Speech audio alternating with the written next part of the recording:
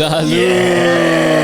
Yeah. Let's go. We here, bitches. Suck my balls, man. We're just saying off air, we are the most consistent cunts in Sydney. All of you cunts can suck my Spanish little nuts, bro. Yep. I'm sick of all your shit, man. All right? We are the ones, bro. We are consistent. I fucking love this shit, man.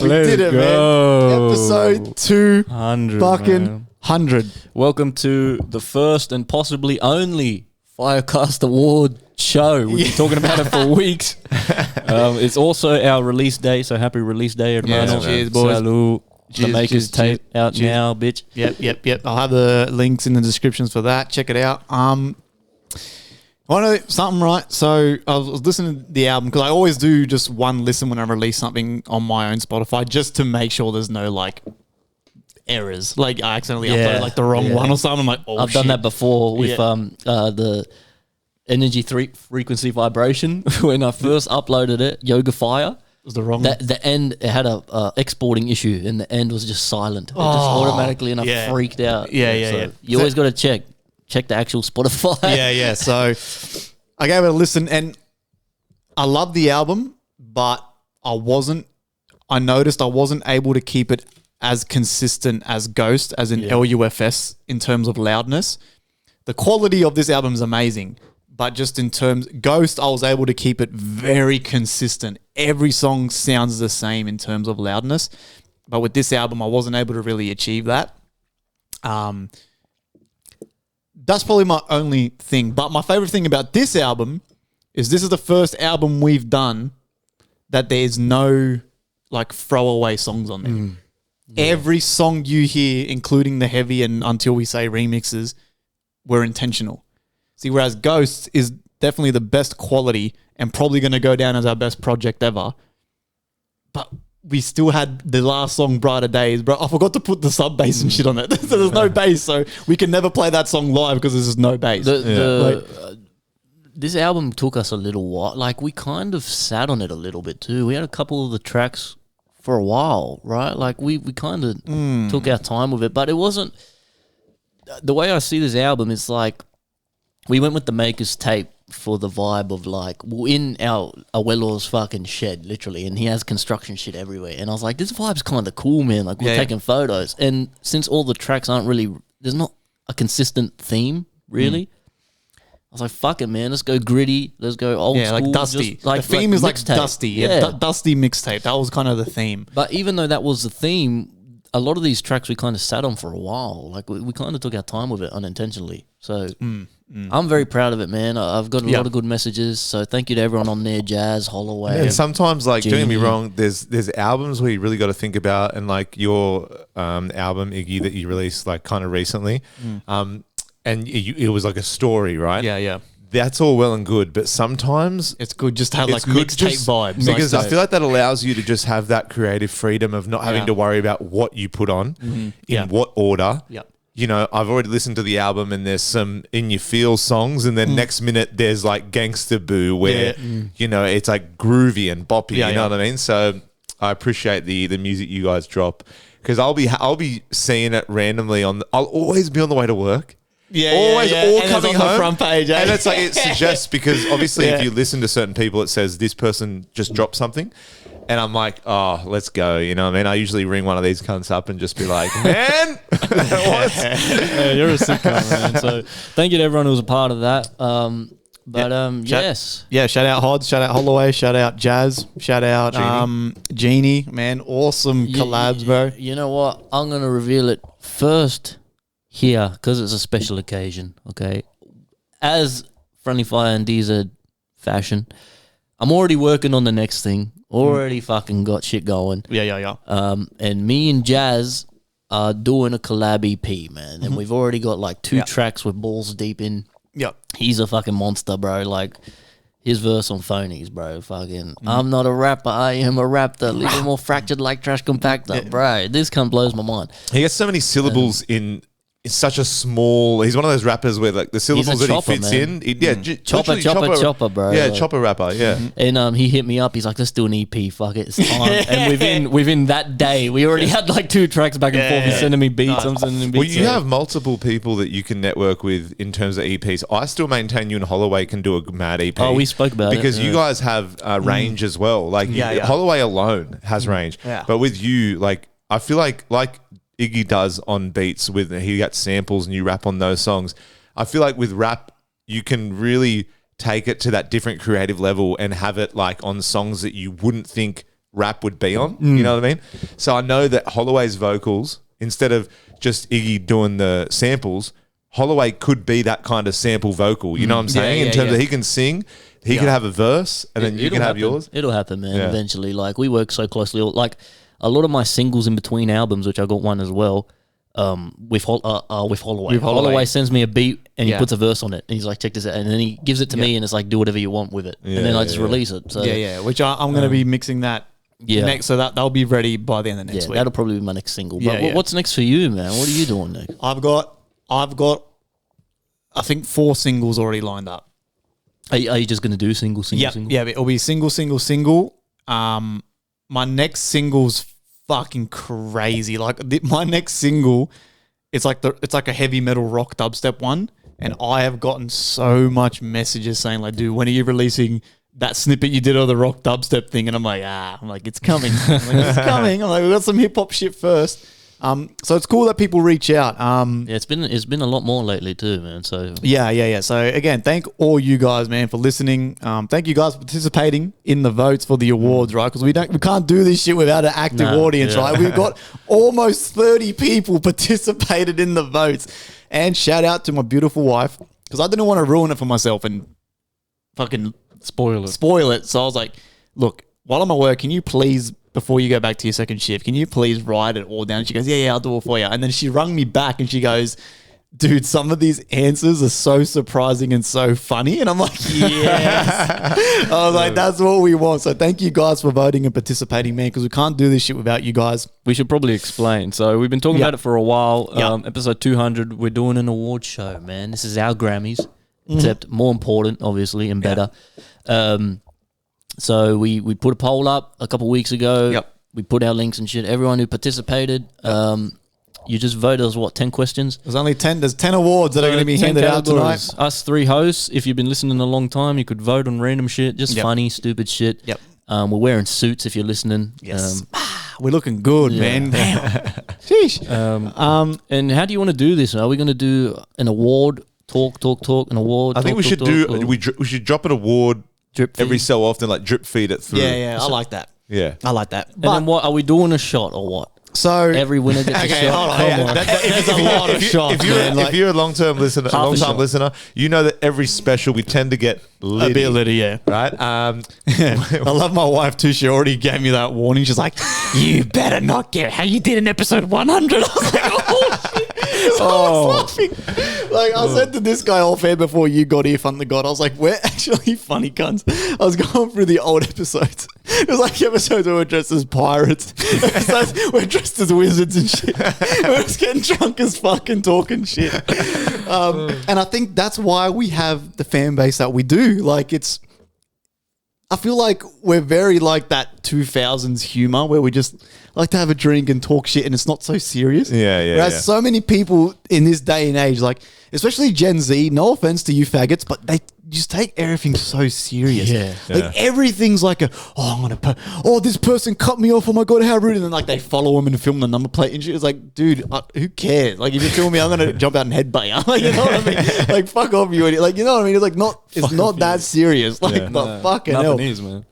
I feel like it is easy to get caught up in something and think it's that serious if you're pissed off or something. Like if we're talking road rage, I definitely am guilty of that road rage, but I'm not that bothered to go, I'm going to chase this guy follow him and be like, you know what I'm saying? Like, it's I feel like for all the years, I feel like you see the progression of the podcast as well. And like that special where we were outside. Episode 100, man. We had a backdrop for those who hadn't seen it.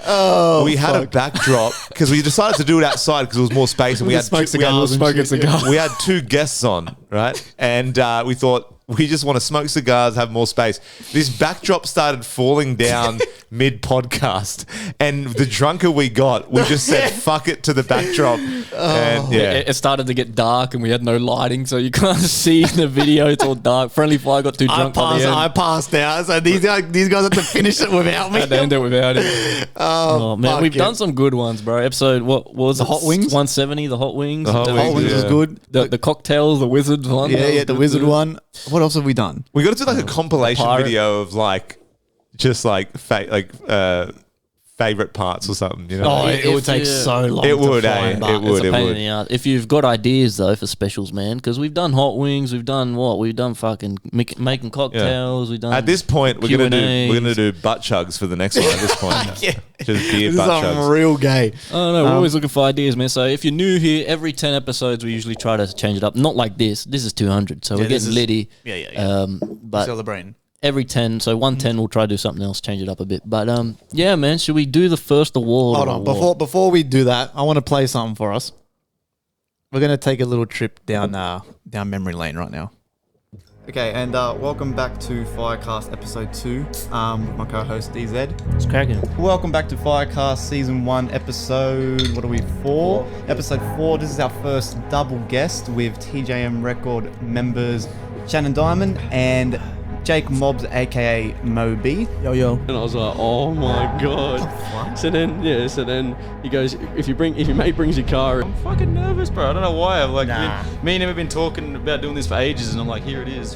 Anyway, I'm gonna go to Dad. Dad said I can. It Yep, was just like yep. all that shit, and then I watched. Part of it, and also like, man, I'm a super sensory motherfucker. Like I feel shit. Did that album, what is it, Section 80 maybe? I forget, I might be missing an album, but everyone shat on him, bro. But it wasn't a part, you know what I mean? And I'd never beat myself up, even in those 3 years. They look pretty nice. This is chili with a hint of maple syrup. Here is your first official payment as a podcaster. And it's in coins. Go.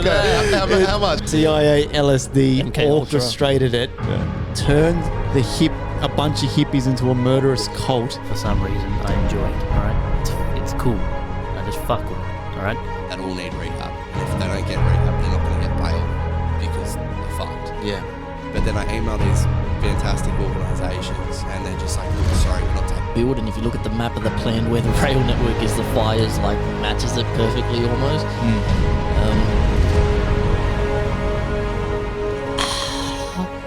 That's cool, dude. Over the years, man, so many guests, So many guests, man. so many stories. And they haven't come back since. Those were the first 10 episodes. Listen to me, man. I don't give a fuck what any of you guys say, right?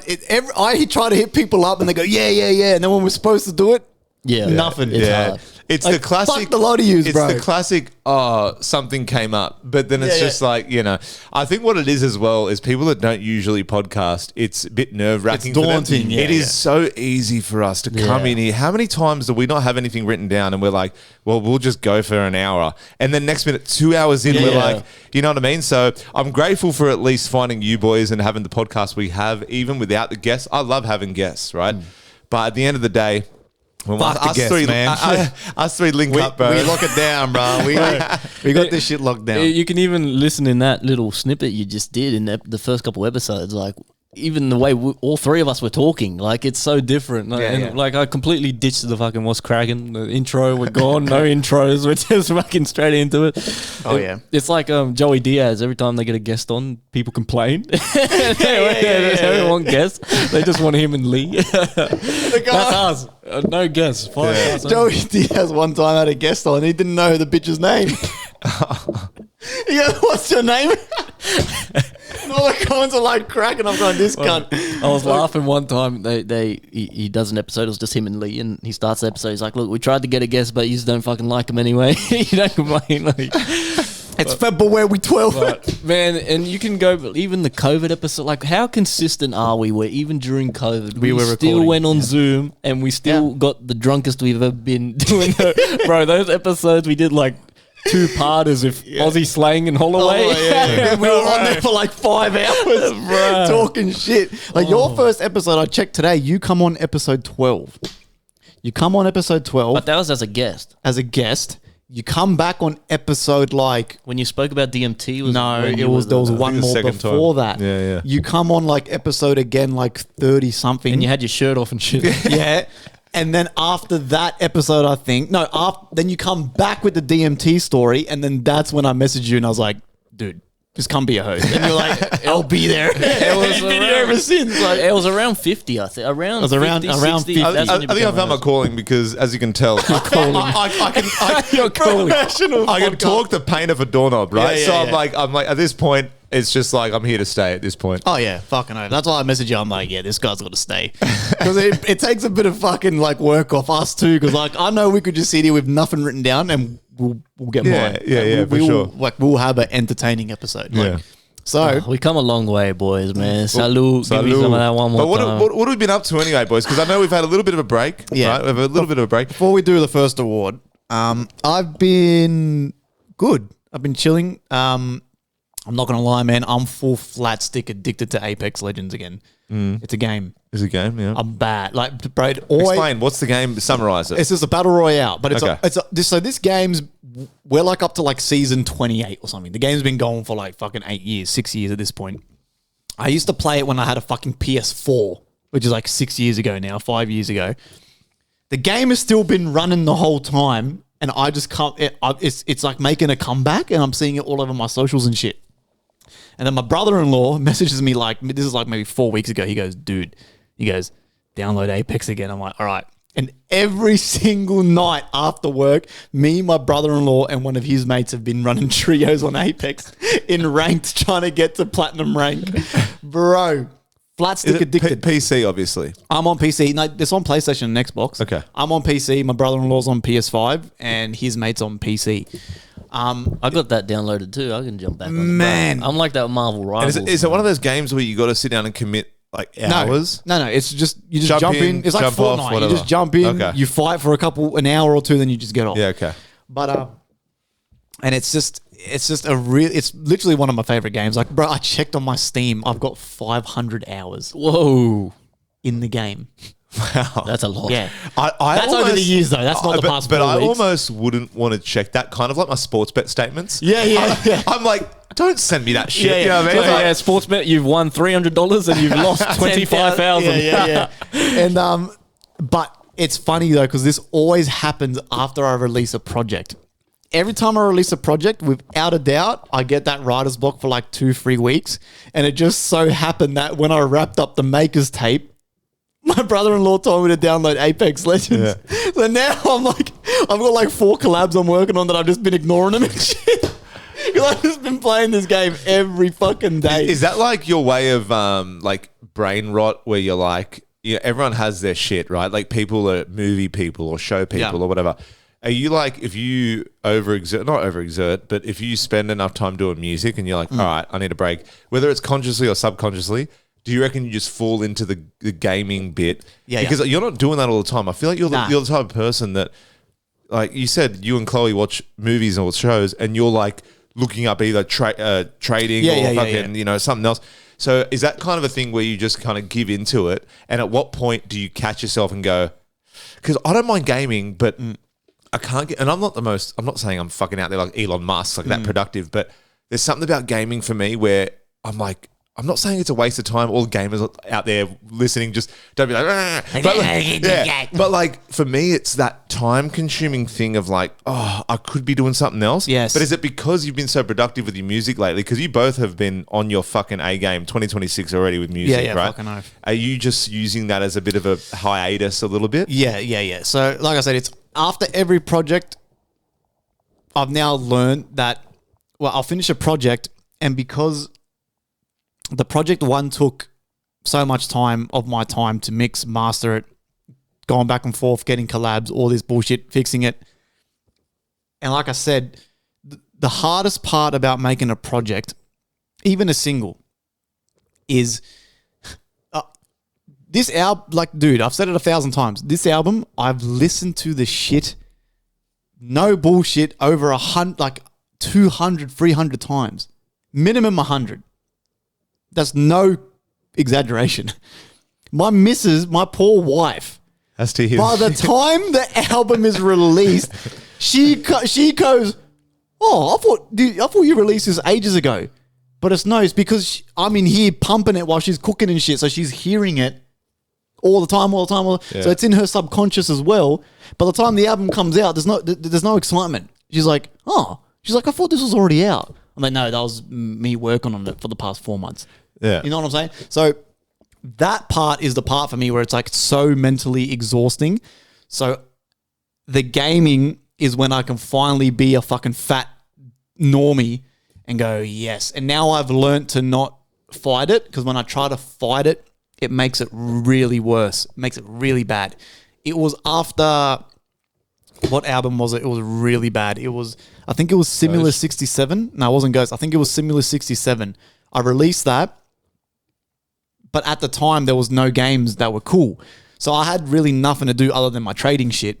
And trading for me, it's not fun. That's also fucking stressing. It's work. I'm just trying to do that to make a buck. So I did Simula 67, and then I was like, I had a couple days off where I did nothing. I was just watching like fucking Peaky Blinders or something. And then I was like, nah, this is fuck, whatever. I tried to make music. So between Simula 67 and then whatever I released after that, I reckon I started about 15 projects, all got deleted. Because I was forcing it. I was doing the whole, fuck this. I don't want to be a bum and play games and just watch movies and shit. I want to keep going, keep the ball rolling. But I found that it made it worse. So after Simula 67, man, I was in like a bad rut. Like that was probably the worst writer's block I had probably ever. Yeah. Probably ever. Like that was really bad. And again, everyone's rolling their eyes. First world problems, right? There's fucking kids out there who aren't getting food and shit. But this is to me, this is like mentally like draining. Especially when you're working with other people. People don't understand, like music is so subjective. What I think sounds hectic, the next guy, it sounds ass. He thinks it sounds ass, like ass. Yeah. So when you work with people, thank God, Hod's amazing. Genie, I haven't heard from this motherfucker since the song. He sent me the thing and he went, "All right, bro, good luck." And I was like, oh, okay. That's it. And I haven't heard from him since. I'm like, what a funny cunt. And then only today he shared something. I'm like, oh, mad. But love it. Yeah. Love it. Like, you know what I mean? Hod's. Sick cunt, man. Send me something. Yeah. I did my thing. He went, all he said to me was, crank the auto-tune more. I went, oh, okay. Cranked it to 100% rather than like, I had it on like 70% or something. Cranked it to 100%, sent it back to him and he went, mad. Haven't heard from him since. Yeah. Holloway, don't need to talk to him. I've worked with him 100 times before. Don't need to even talk to him. Send me the shit, done. Yeah. Jazz, worked with him before. Send me the shit, done. It's when you work with, especially when, like, for example, again, I'm using Hodds and Genie right now because they're like the newest, recency biased. Them two could have made this so hard for me. Yeah. They really could have, because I don't know these guys for a bar of soap. They don't know me for a bar of soap. All they know is I'm fucking cracked at what I do, and all I know is that they can give me vocals. Yeah. Know what I'm saying? Like I said, I've worked with people before. We go back and forth. They send me back something, and this motherfucker deleted everything I had done in the collab. And I was like, what the fuck? Like, instead of just saying, hey, bro, I'm not liking it, let's maybe move on or we'll come back to it. He fucking deleted all my shit. And I was like, what the fuck, bro? But so that is so exhausting going back and forth with strangers. And so then now I've learned to just let go and fall into let the writer's block happen. I'm going to do my thing. I'm going to play games. It might only last 3 weeks at most. And like I said, I've already got 3-4 singles ready to go. I think if you allow yourself to become hungry for it again, then that's where it thrives. Yes. If you're just kind of putting out shit, like, okay, let me compare to people that have made it already. Mm-hmm. How often do we hear a J. Cole album? How often do we hear, any fucking outlet, insert any name that's already made it? Think of that output.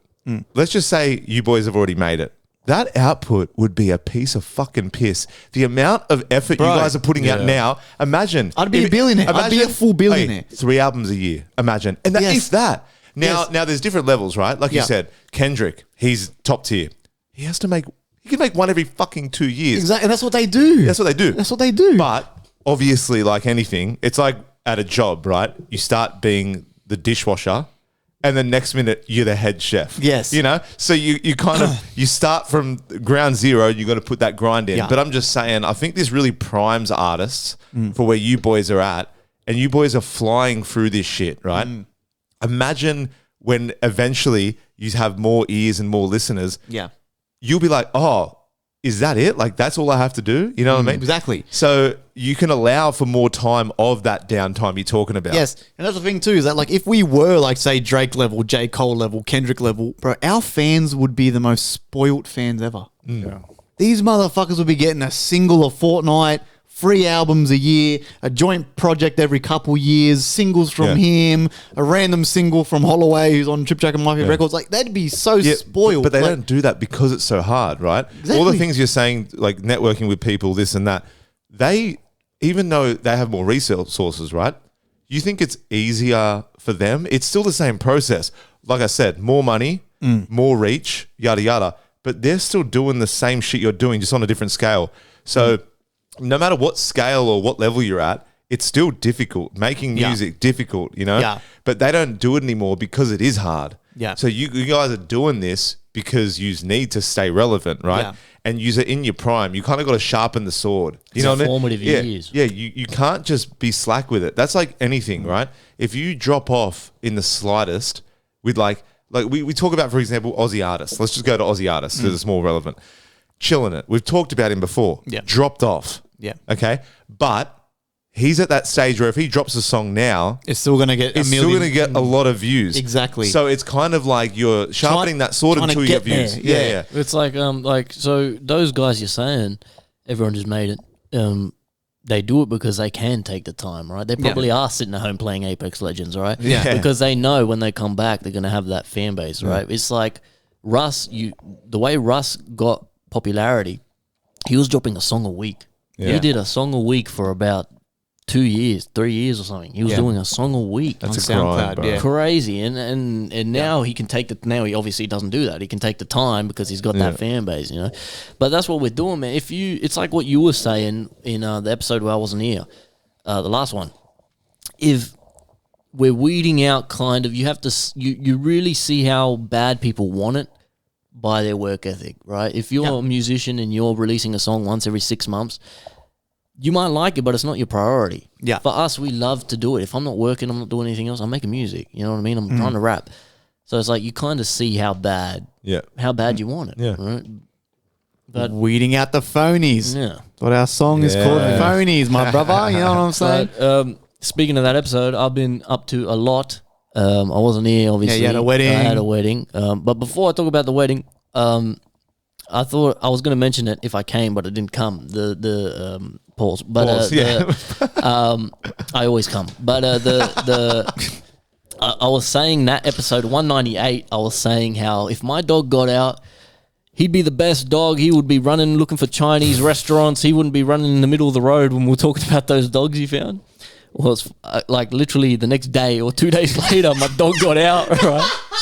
And this motherfucker was sprinting in the smack bang of the middle of the road, running full speed, no concern. Like it was like a rainy day, no one was out in the neighborhood. And I'm chasing this cunt, and there's nothing more embarrassing as a grown man than chasing a dog, especially a little chihuahua, bro. Yeah. And I'm chasing him, going, Cardo, he's not listening at all. And he'll stop, right? He'll start sniffing flowers and shit. And I creep up to him. He looks at me. He lets me get close and then runs away. Yeah. I'm like, this little cunt. I almost gave up. I'm like, fuck it. You know what? It's in God's hands. Yeah, if someone sees you chasing after your dog, especially if they keep evading you, and then do you acknowledge it and just go, I don't like, you just or ignore do you it. just keep going? You know what I mean? I was trying to be nonchalant and cool a little bit, like You walking can't. scene. It's impossible. And then I'm like, fuck, I've got to chase him. No, you gotta run, bro. How do you think I felt when my dogs got out and I was wearing a fucking hoodie, a beanie, and flip flops, and it was pitch black. So I'm running like an Indian with my legs high, sprinting across the road, going Dozer. And there was a dude out just like watering his grass, and he's just looking at me like this, going. And it's not like you have Great Danes or fucking the wimpy dogs. You have the wimpy dogs. That's God giving me a slap on the wrist, man, for talking that shit, bro. In the last episode, bro. That's what you get, bro. How's the wedding? Yeah, but I wasn't here because of the wedding. It was fucking phenomenal, man. It was one of my. Where good was it mates. It was in Hunter Valley. So Yeah, I've seen Rolling Hills in the photos. Oh, beautiful, man. One of my good mates and friend of the show, long time listener, Pierce. Congratulations, man. Yeah, Been congrats, friends my for a brother, long man. time. I seen the photos, Pierce. That shit looked awesome, It was man. great, bro. Congratulations. Honestly, like I didn't know, obviously I haven't been to many weddings unlike you, so I don't have like a tier list of what's what, but like they did the sit down tables thing and they brought out the food, and Rose is a pescatarian, right? So she had the vegetarian option, and it came out and it was like a mushroom risotto thing, and it came out and I'm like, that looks like ass. And I tried it, and it was fucking off its head, Delicious, bro. It was yeah. better than the other two meals. I was like, fucking hell. But it really changed. The one thing I'll say about the wedding, and Pierce will know this, is the bangers, right? They had like a live band, and he was cracker, right? But like, I love to dance, man, and I've been yearning to dance, and I'm like, I need bangers, bro, bangers. Like, but what I think is a banger, and what everyone else thinks is, it was nice music, party music, bit of like, there's a couple bangers, but like, I want fucking Like a reggaeton, like bruh, shake your ass. yeah, to the bro. I want fucking- some fucking Pitbull. I want some fucking, Flow Rider and shit. Right? But yeah, it was really fun, man. It was good seeing all the boys there. The food. I actually didn't mind the sit down table thing. Like I thought it was, Nah, man. it was good, man. I'm not shitting on sit down weddings. I just don't like it as a guest. What people need to realize is I get way too fucked up sitting down. I remember I went to my wedding. My good friend's wedding was in Byron Bay, and they're the only wedding in my friend group so far that's done sit down. Only one. Wedding was cracker, right? But we're sitting down. So we're eating dinner. I'm drinking drinks. But by the time I've had dessert, I look to my left and there's like fucking 9 bottles of fucking Great Northern. I'm going, fuck, I've drunk all those. I'm like, shit. And I look at my mate, he's got like 11 there. And I'm like, yeah, right, this is weird. Whatever. You stand up. You finally stand up and I'm going, You're sideways. I'm like, God damn. I'm like, I need some of that Colombian marching powder to get me fucking straight again. I'm going, fucking hell, I'm drunk as shit. But it's not just me, it's the whole place is munted except the bride and groom. They got to keep their shit together. I'm like, fuck. I'm like, Jesus Christ. And sometimes some people can't recover from that. No. Yeah. I usually can sometimes, but sometimes I don't. Oh, But, bro. yeah, I was like, damn. But that's why I like the being up and shit, because you can kind of time, you can pick your battles. Like each drink's like a little mini battle. And you're like, all right. And you time it you're better, moving and you're around. moving around, you're burning energy, you're sweating a bit more. Bro, yeah, you sitting should down. have Sheesh. seen. You should have seen Josh, man. Josh, he was in that. Why was he wearing the snippet, fucking bro. headband? Oh, dude. What happened to this guy? It was like the fucking Shout out to Josh Smith, bro. the girls throw The garter toss. They have the garter wrapped around they their thigh. throw the bouquet, right? And Josh was already the Oh, the drunkest bouquet. cunt there, Was bro. he? He was, bro. Sideways, bro. Sideways. And the girls threw the bouquet, and then all the boys get up to throw the whatever that other thing, know. the garter, because you would know. Yeah. But they throw that thing, and out of everyone, Josh catches it somehow. He jumps like an AFL player. And then the whole night he had it on his head, bro. And they did the thing, I don't know, this is it's probably a common thing at weddings, where if you're doing the sit down, everyone had a couple, they chose a couple people to have a bottle of Fireball, like a shot of Fireball under the chairs. It's like random. Yeah. That's the thing. Keep going. Keep going. And then, so like, they were like, feel under your chairs, and if you feel Fireball, you got up, and then they played Fireball by Pitbull. That's pretty unique. I haven't seen that. Really, I thought it might have been a thing, but yeah, that was fucking fun. And Rose got it on our table. She loved it. She was having a great time. nice. And then Josh, of all people, he's already drunk as fuck. Josh does it, and then the Pierce goes, we were talking about it later and shit, and Pierce goes, Josh, he wasn't even supposed to get it. They all swapped chairs and shit. So out of everyone, he was the person who needed it the least. Yeah, that's But so he was in fucking top 4, man. I love that. And cunt. what time did it wrap up? 11 or 10? It was probably about 12, 11, 12. 12. Yeah. Nice. That's nice, man. Might have been 11. But then we had to wake up the next morning at 6. And drive Home because our daughter had That's the something worst. at 10 or 9 or whatever. But it was a great time, man. Yeah, beautiful. What have you been up to, bro? Bro, not much, hey. I've literally it's been pretty uneventful, man. I've just been working, training. I've just been breaking PBs at the gym. Nice. I feel good. Few niggling injuries, but nothing crazy. I told you about the wedding I went to, my mate's wedding, right? She Water gave broke. birth. Yeah. Crazy. But Like, I've been to 3 more weddings since. This guy's got a wedding all once a week. Well, that was 6 weddings ago. But I feel like not much has happened, man. I remember this one little interaction I had though at my local cafe. And with everything the way it is, you know, petrol wanting to saw my arm off at the fucking fuel pump. $3.20 a litre, baby. And then I have to sometimes go to 2 different servos because they're out of diesel. Yeah. Anyway, I cringing at the thought of filling up, right? But anyway, times are tough. I'm doing good money-wise, but it makes you really just try to save when you can. Oh, yeah, right? fucking hell. Now, get this. I go to my local cafe and I go, can I please have a small double shot mocha? Okay? $12. $42. Right? It was like, she's like, oh, that's $6. And I'm like, okay, sweet. I give her the change. And because I want to get rid of Churchies, I know I gave her $7 change. And I went, and as I was passing it, as I was passing it to her, as I realized I didn't want to seem like a tight ass and go, oh, wait 1 second, and then take away the dollar and give her the right change. I just thought, I'll give her the $7 and then she'll just give me the change. Yeah. So I gave her the $7 and she just goes, and I see her counting it and she goes, she's like, thank you. Have a good one. and then here I am waiting like a dickhead for this dollar change that I don't give a fuck about ultimately, right? It's what? It's a soft serve nowadays? And then I'm like, am I going to be that tight ass that goes, it's the principle. I go, hey, it's $6, right? Give me that dollar. You know what I mean? No. Because I'm just like, but usually isn't the thing, I was talking to Tori about this. I've done this before. When you want the person to keep the change, you say... Keep the change. Keep the change or don't worry about the change. Correct. I didn't say nothing. Correct. And my stance, it's like I wasn't moving either. You were ready for more. And then she's just like, thank you. And I'm like, oh, shit. And I'm like, times are tough when I'm waiting for that dollar. Brother, I'm fucking South American. I would have said, give me my peso, man. What the fuck you talking about, motherfucker? Give me that change. And then Tori always tries to see the best in people on both sides, right? It's annoying. Sometimes I want her to side with me and sometimes she just doesn't. But she's like, she might have thought though, she said $6, you gave her $7. She might have assumed. And I'm like, assumed what? You don't assume. That is the dumbest shit I've ever heard, assume, Tori. right? Seriously. You don't assume. But especially if you work in retail, you're supposed to be a professional. If you got to give someone 5-cent change, you give them 5-cent change. Yeah. It's almost like when you drop, okay, if you drop change, what coin does it have to be minimum for you to bend down I'm and picking pick up it that up? 5 cent, bro. I'll give a silver, fuck. a I'm silver picking it up. coin can go. Silver coin can go. A goldie, I'm picking it up. I'm picking up whatever, but I'll pick up a fucking... a goldie can get picked up. I use that for a soft serve. I'll pick up some Yeah. mint. drop. Or your Aldi shopping cart if you shop at Aldi. Yeah. But like, have you ever tried to pick up change and because I have like no nails because I fucking bite them off like a gremlin, right? Have you ever tried? To? It's similar to chasing your dog when you try to grab it and it's on tiles or something, and you're like, and you go, how many attempts? How long do you try before you give up? You get a credit card just to get under them. Like, I'll be there all day, brother. I'm taking that 5 cent. DZ would set up camp.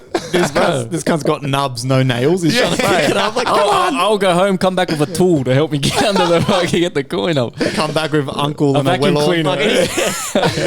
Oh, fucking hell. Yeah, but times are tough, man. Everything's getting so much more expensive, and I love Australia. It's biased, right? It's biased. We live here, but I still maintain it's the best country to live in. But it is getting it's gnarly, getting though. ridiculous. It's getting bro. pretty bad. and it's across the world, man. I hear America isn't as bad, and that's pretty ironic considering they're fucking starting this shit. Well, not starting, but they're heavily involved. Yeah. But like, it's insane how.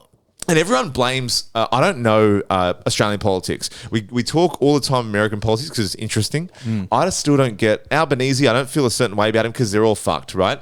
But everyone blames Albanese and it could be his fault. Who knows? But how do we know that they're not just pulling the wool over our eyes and saying, like the Ukraine and Russia war, right? Remember when the petrol prices were like $1 something and all of a sudden it was $2? Yes. But now everyone gets used to it. right? And then they go, these cunts are still going to pay this, right? Brother. And then they're going to keep doing it. I heard it's going to reach $4. Oh, Tori and Josh, sorry to cut you off, Tori and Josh, they're on a full year trip around Australia. I didn't realize they get to places. They're doing a whole trip around Australia. They're already paying over $3.30 or something a litre, and it's going to get worse for them. Yeah. So how do we... I don't know, man. I know we're going off topic here, but like, shit. No, you're right. It's just like the shit I've been dealing with lately in my mind. Like, you know what I mean? No, remember, I work in fuel, and it's pretty bad. Like, it's pretty gnarly, but at the same time, it's not as bad as what people are making I out thought to we be. don't we get like 80% of our shit from Asia anyway? Yeah, Don't we have our own shit here? We're not even in a Strait of No. Hormuz. See, the reason why everyone is very... So, Albanese, unfortunately for him, it's not just his fault. No, but they blame him. This has been prior governments, and this is 20 years of passing on the torch, right? But obviously, Albanese is going to cop the blame. But then, why we all now hate Albanese is Australia. If you can look this up yourself, right? Look this shit up. I'm not making this shit up. Australia is one of the countries. We have some of the most resources in the world: gold, oil, uranium, different minerals, all these crops. How is this country not self-sufficient? Why are we still buying shit from America? Why are we still, right? And not to make it political, but that's what, unfortunately, Democratic and left-wing parties, they're all about the persona of friendly, buddy, so let's trade. Oh, I've got oil in my backyard, but don't worry, fuck that oil. I'll buy oil off you, so then you buy my bananas from my banana tree, and we have friendship. I can see it, right? I can see it because it keeps trade alive, okay? But that's what the left's about. Buddy, we're all friends, inclusivity, yada, yada, yada. But then the right is like, no, fuck them across the road. I want to grow it in my backyard and you're not getting any of it. Yeah. Okay? Unfortunately, Albanese is a left-wing parliament and they've been so buddy with everyone. And now that everyone's kind of shut off, we're now fucked because we're in the middle of this fucking island. Yeah. We're so hard to get to. We haven't been mining and refining our own oil.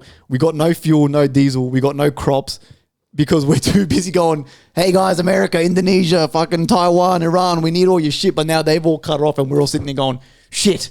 Because someone told me we have our own oil, but we don't own it. Someone else has to mine it. No. So, I don't know if that's correct or not. No, but- so I'm not too well versed in it, but Yeah. I know for a fact that this country we have enough shit to be self-sufficient, but we're yet to have a government in power that's gone. So you know how Trump does the whole fuck climate change, drill baby drill. We haven't had an Australian government that's done that yet. So my prediction is Trump, with his whole drill baby drill, him and Iran, they're actually all in on it. They're all in on it. They're all making money off petrol stocks and fuel stocks and companies and shit like that. Trump says to you, well, we're going to start a war, yada, yada, yada. But when this is all said and done, which I am predicting in a couple of weeks, probably next week, when this is all said and done, Trump's already sending American ships to us with oil and fuel. Where did he get that oil from? Venezuela. Yeah. Right? He took that shit. Yeah, he right? took the Coke as well. Took everything. Took the coca leaves, the oil, right? So now he's sitting on $180 billion of oil and he's going, the West is in need of a helping savior.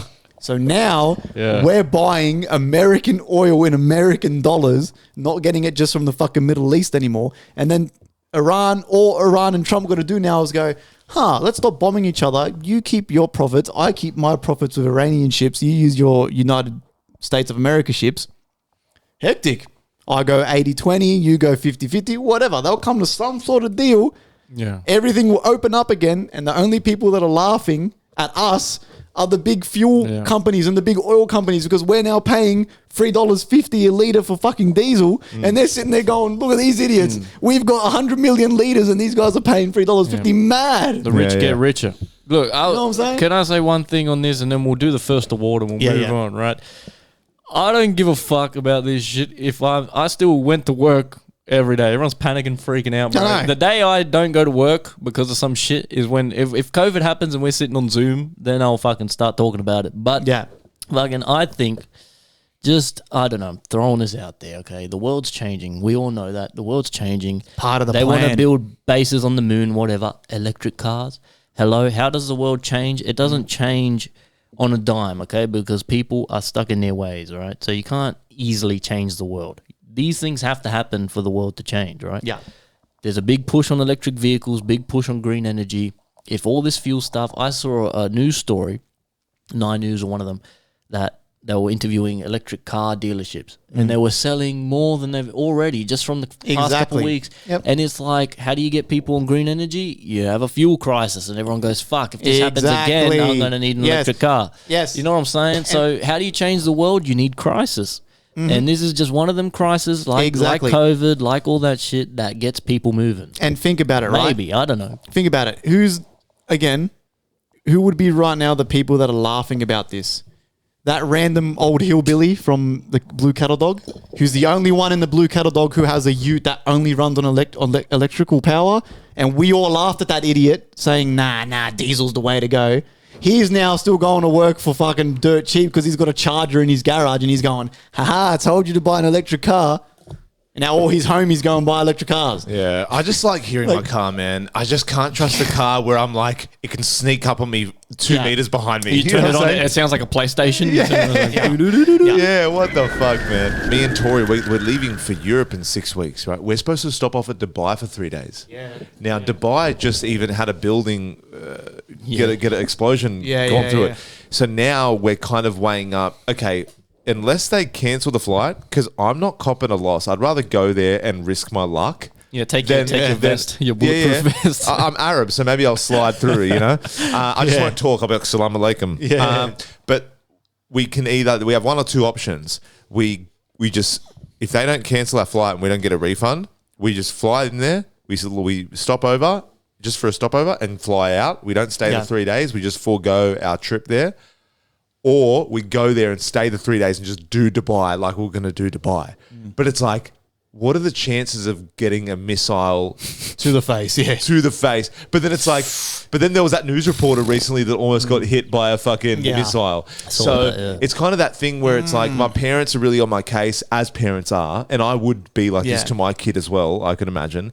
They just got my best interest in heart. So they're like, you're not going to go to Dubai, right? And I'm like, you don't understand. Maybe. They're charging, they're trying to charge $8,000 for one flight to change your flights. Whoa. So we'll get our $3,000 back refund, but we got to go $5,000 out of pocket. So I'm like, man, do I just take my chances? Nah, bro, you still got to sit on it for a couple more weeks. Like I said, my prediction, it might be over. My prediction, 2 weeks, it's going to really die down again. Yeah. But you're going to have to just play it. Yeah. And as it nothing's goes. more rock solid than a friendly fire prediction. So you should be able to sleep well. MDMA does grow on trees, by the way. I have predicted so many things on this fucking show, and I can't even remember them. That's how many I've predicted. Can't even remember them. Real Nostradamus, this guy. Let's get into this first. So what I reckon. Welcome to the show. I reckon. Awards. Let's rattle off. Let's rattle off the three. uncorrupted Grammys. Yeah. Let's rattle off 3 awards. All right.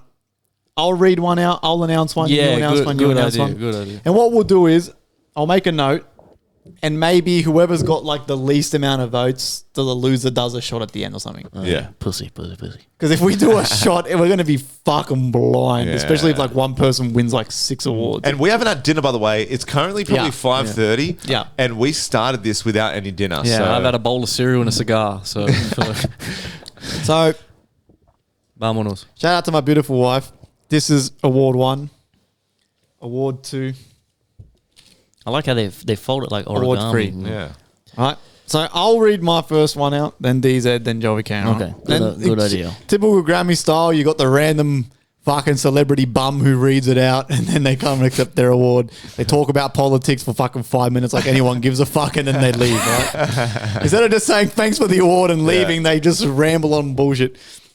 So, as always, guys, thank you for participating, right? Because we couldn't do this without you guys. Nope. 200 episodes, man. Thank you. I'm going to read the first question. The first question is, who is the most likely to get cancelled? Now, DZ, in my opinion, has flown under the radar with this because he says some really fucked up shit, but he does it like once every 10 episodes. Well, I got in the most trouble for Papua New Guinea so far, yeah. So who was the most likely to get cancelled? The winner is The Grammy goes to... And the Grammy goes to FriendlyFire. Yay! I'm not gonna lie. We should have an applause soundbar. I'm not gonna lie, bro. I thought I would have chosen that. All right, that goes on for too long. Yeah, what the- Fucking that soundbite. I feel like I'm saying what everyone's thinking, but they're too scared to say because not you're all everyone. fucking pussies. Hey, not everyone. But you can still get cancelled by doing that. You know what I mean? Oh, well. People have. Well, I would love to see you guys try to cancel me, right? Because I'm going to still be here releasing shit. So he's going to suck my nuts. Do you want to give a speech? So it's funny because it was FriendlyFire, 58% of the votes. DZ with 35% of the votes. And Joey K with 8%. Hey. I mean, But do you know what's crazy? I don't know. Maybe I'm remembering it wrong, but I feel like when Iggy sometimes rolls with something, sometimes I'll be like, I'll challenge him, but sometimes me and Iggy will be spouting shit, and you'll be that calm ship that steers us. So maybe we've transformed roles a little bit. Who knows? I'm giving up, man, or whatever. Bro, it's because you two do the fucking accents, bro. You do fucking Indian accents, fucking Chinese. Well, guys, thank you so much, man. Yeah, That's that's my cool, first award ever. And what an award. I just want to say, if you guys, if you're a billionaire, why are you a billionaire? Yeah. When I'm a millionaire. You can't, what is it? You stolen land? No one's illegal on stolen No land. one's illegal on No stolen one's land. illegal on stolen land. We're Facts, man. Facts. we're Show us all your here- tits. Yeah. Shut up, bitch. Show me your tits. We're all here illegally, you dumb bitch, right? Because we all come from Africa. That's it. And we've all gone poof. So technically, we're all here illegally. Fucking idiot. Well, that was a Thank you guys so much for that. I appreciate it. DZ, yeah. Okay. read it out. What's the second award? This is a good category. I So feel hold on. Let me quickly open my notes quickly before we get too carried away. all on the edge of your seat for this one. This one's a good one. Who is The funniest host. Okay. I'm sure we're all very funny. It's a very comical show. Huh? It is. We all say some funny shit. The ideal thing is everyone. Yeah. and She could have used fucking darker pens, bro. Holy shit. You got to hold it up Do you to want me to light. read it out for you? I got it. This guy's blind. No, sorry. You'll go. the Grammy goes to FriendlyFire. Yeah. Hey, it's pretty close. Yeah. What's the percentage? It's pretty close. All right. FriendlyFire's got 46% of the vote. DZ 31% and Joey K 23%. Ooh. So we're all pretty close there. It's pretty even, Steven. Wow. I'm surprised I got more percent than you, to be honest, because you two crack some jokes, man. You two fucking make me laugh, bro. I feel like it helps having us three together to bounce off each Yes. other. Like, don't get me wrong. When you wouldn't show up, me and Iggy will get the job done, and we'll do better than we thought we would, right? But sometimes we're like, oh, we don't have DZ. What do we get? But then next minute it's 2 hours. But I feel like we need one another for the full experience. Do you know what I'm saying? That's FireCast, man. Yeah, That's what that's we it. are, That's man. what the Firecast is, man. You need us three here, otherwise it's not the full experience. Yeah. 100%. So that's two Okay. for FriendlyFire, man. Yeah, let's We'll go, see how man. far Nice. this goes. Let's see how far I can go. Which host would sell their soul for $1 million? Oh, that's gonna be him. Nah, I reckon this is neck and neck. No, I think you're a landslide in this Nah, one. man. I reckon Joey would suck a guy off for $1 million at this point. Yeah, I hey, would. hey, hold up. Let's discuss our answers after, right? Because I already have what I think, and you have what you think. Okay. I reckon we should do it so we have the question, the result, and then what we all thought. You're right. Okay. You're right. Look at this. Okay. The Grammy goes to Drum roll, please.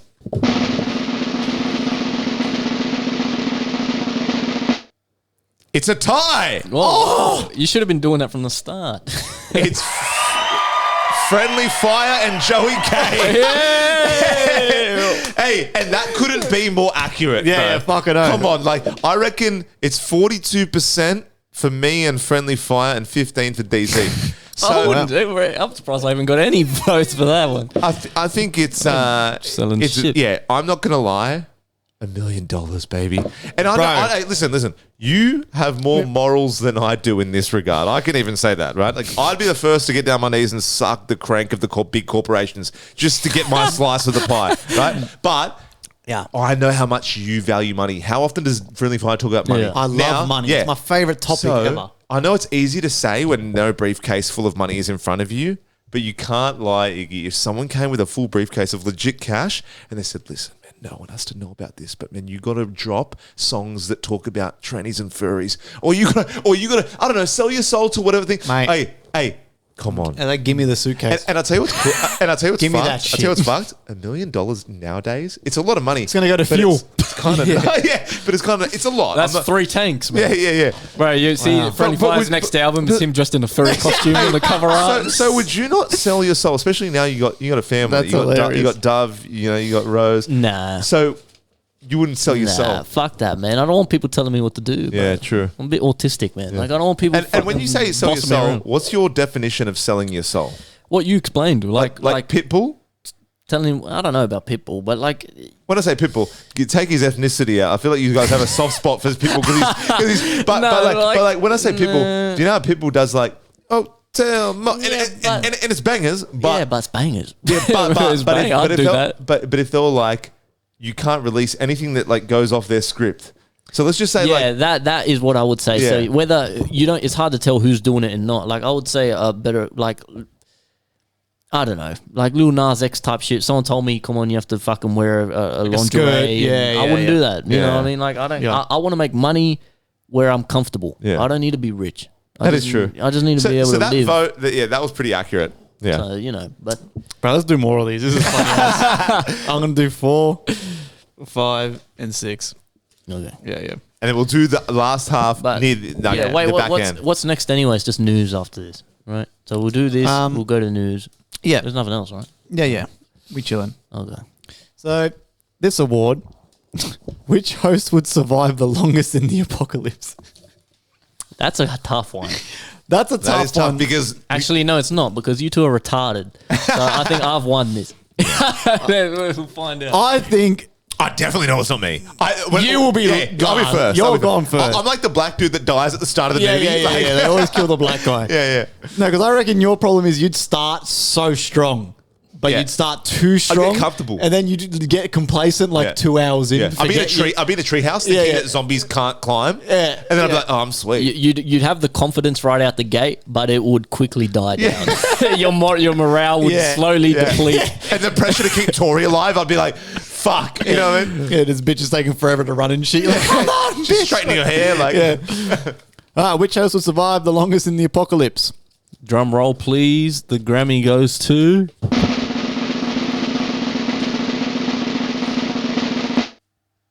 DZ. Yeah. I Bro, thought- this was a landslide. DZ 69%, Friendly Fire 19%, Joey 12%. 12%. You know what? I love that they know us. yeah, At least I love that the audience is getting it right. And I would be a bit worried and a bit like upset. It was all over random the place. Yeah. If we weren't So agreeing. so this is great because you can tell that by the answers they're like long time listeners. Yeah. They're like full blown long time. Well, that's my listeners. first award. So thank you very much. And that's a good award. I would say so. Look, Iggy's first award was the first to get cancelled, and mine was what was mine? We don't even know what we've done. The person. What was it? What was mine? Sell their soul for Yeah. us. So like me and Iggy got the shit awards at the start, and DZ got like, I'm winning in the zombie apocalypse. honestly, I don't know how accurate that is, honestly, you know. I'd give it a red hot crack. Hey, don't be wrong. You wouldn't last long, but you'd last longer. Because when you think about it, we're no main characters. I feel like everyone, we like to think in Walking Dead, we're like Rick. Like we're the person that goes, like lasts forever. But I feel like it's got to be someone like a Navy SEAL. Like the people that are going to, in the world, last the longest when you think about it, people that have weapons.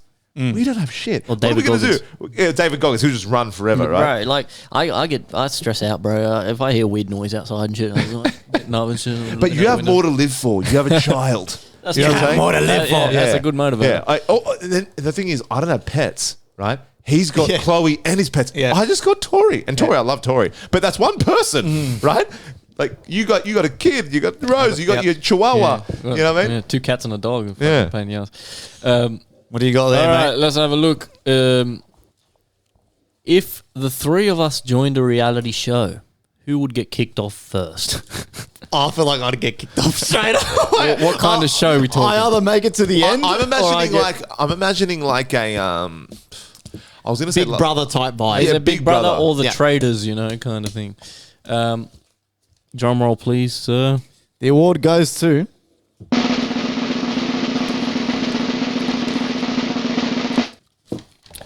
DZ. Oh, what? Why? I wish there was like answers like Oh, as in it's very close. Oh, is it? It's super close. What's the It's percentages? what is it? 38% for DZ, 33% for FriendlyFire. Oh no, 35% for FriendlyFire, and 27% for Joey. Wow. We're neck and neck. Okay. Why would I get kicked? Yeah. All right, I know what they're saying. It's Survivor, and I'm the best game player, and I'm so smart, and my strategy's so good they'll be intimidated and they'll vote me off. That's what they're talking about. Survivor. Yeah, okay. maybe. So if we're going off that, I'm the least threat. So they're like, we're gonna keep Joey in. I I don't think that's what they're thinking. I'm over there like throwing pebbles, like skipping stones Yeah. across the water. They're probably thinking they kicked this cunt off because he's so boring. He's sitting there, he's not Fuck saying off. nothing. He's there in the corner. Yeah, because they want drama, and you're not about the drama. Yeah, fucking You're hell. like, come on, man. Well, get me out of here. Interesting. All right. Okay. The 6th award. Please read it out, Fun the God. Which host has the hottest takes? It's gonna be you, man. I think I've said some crazy shit. Yeah, I think I win this one, right? We'll find out. And the award goes to Friendly Fire. Friendly Fire. It's kind of a landslide, and these fans know I say. But you can all suck my balls, bro. Hey, all right? bro. Can you guess the percentages? Mine's probably like at 70%. 70 something. 54%, Me. 25%. That's the gap. 25% DZ, 21% me. So you got half and we got half together. So you have enough hot takes for the both of us. That's all. Hey, it's that's pretty all, accurate. It's That's pretty all Papua accurate. New Guinea listeners going, fuck this guy. That's what I said. Well, I was at a family lunch, right, the other week, and we were talking about like holidays. And someone in my family was like, oh, yeah, we'll go Papua New Guinea. And then this guy's like, nah, Friendly Fire can't go to Papua New Guinea. The second I get off the plane, there'll be a fucking arrow flying straight up my head. An arrow and a stone, like a pebble. Oh, what the fuck? I wonder what it's like in Papua New Guinea right now. Horrible. You reckon? Horrible. Or do you reckon horrible. it's media? Imagine if it was just lavish living. I doubt it. No, I don't think so. Yeah. I fucking doubt it. Oh, they're fighting in soccer jerseys with Yeah. bow and arrows Oh, in the they- streets. Man, the jokes write themselves, right? I literally said what I said, or this guy said what he said. It wasn't even me, it was him. And then 4 weeks Yeah, later, but there was videos. You ran with it. You took the ball and ran with it. You're videos. posting stories after, doubling down and shit. I'm trying And to. there was videos of dudes shooting bows and arrows at each other. They were disputing over a sausage roll. And these guys are shooting. Wait. No, it was some land. I showed you the video. Yeah, no, but it wasn't legit. No, it wasn't a sausage. It was roll. legit. Oh, they were actually shooting shit? Yeah, they're What shooting do you each other. think? It was gang That violence. wasn't AI. That was real. No, I thought they were just taking the fucking piss. No, No, man. that was real. Wait, are you telling me It was a news story. Hold up. It was Are like you on telling 9 me News. in Papua New Guinea? Are you telling me you kind of nailed it? Yes, yeah, that's we what I'm did. trying to- that's what I've been trying to say. Okay, I don't give a fuck. Hey, scrap that. Sorry, I thought we were off this whole time about Papua New No. Guinea. But No, they fight with bows and arrows Do you and know shit. how primal they must be? Maybe not all of Papua New Guinea. Maybe not. I'm assuming. No, I'm sure there's in the there's main city areas, right? Probably, But isn't that insane? You can go for a trip down one suburb and then you can drive a few hours or however much, and they're just firing arrows at each other. that was the gang violence in the streets. 2 gangs Yeah. were disputing over land or something, and they're wearing fucking literally like messy jerseys and shit. Yeah. And they're shooting bows and arrows. Which, I mean, look, to be honest, if you Yo, wait, where's my money? Yeah. I mean, Where's my- look, if you want to do some damage for cheap, you can't get access to a gun. Bow and arrow. Hey, you spend an afternoon sharpening a fucking couple bamboo sticks. Yeah, in your but hey, backyard. that's premeditated murder if ever I've heard it. If you get a gun, you can just go, I'm angry, I want to go. But it's like if you're angry at someone and you're like, man, I'm out of arrows, I've got to make some more arrows, and it's like you're holding that grudge until you have enough arrows. Listen to me, right? It works for Hawkeye. And you motherfuckers. Yeah, Hawkeye is unrealistic. That guy has 3 arrows left, and at the end of the movie, he's still got arrows. Listen to me, man. You motherfuckers think I'm bad. I'm not even doing I'm at 40% of what I'm saying.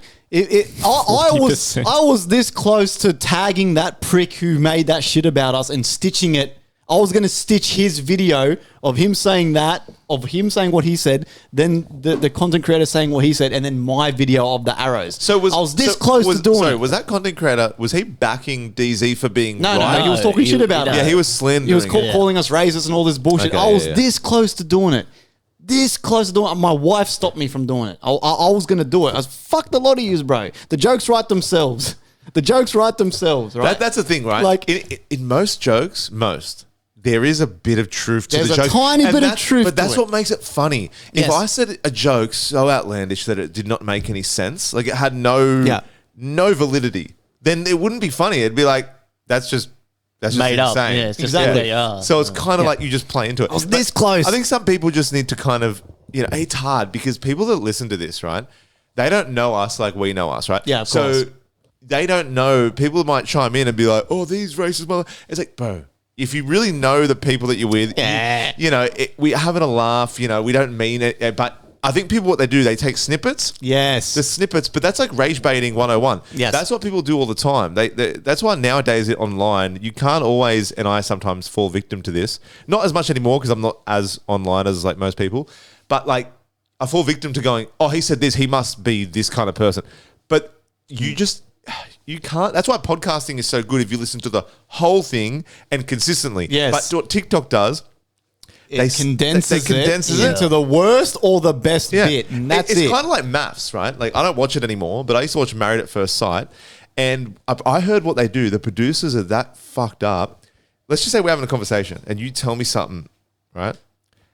And it's apparently like a bombshell, and I react like this. I go, right?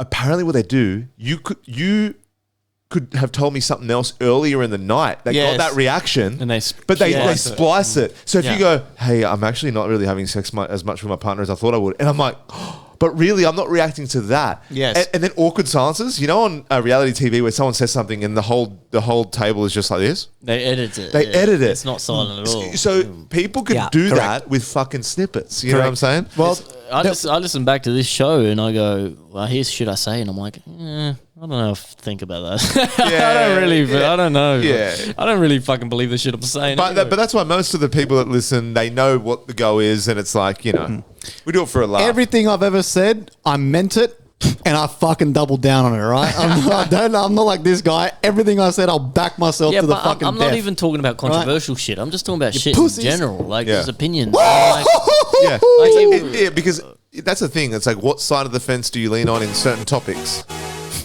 I just gotta have it, whatever it takes. Do it so You can all eat my fucking ass, man. It's a silly little game that my team we like to play, where we keep it what is Cheers, boys. Tats on my 200, baby.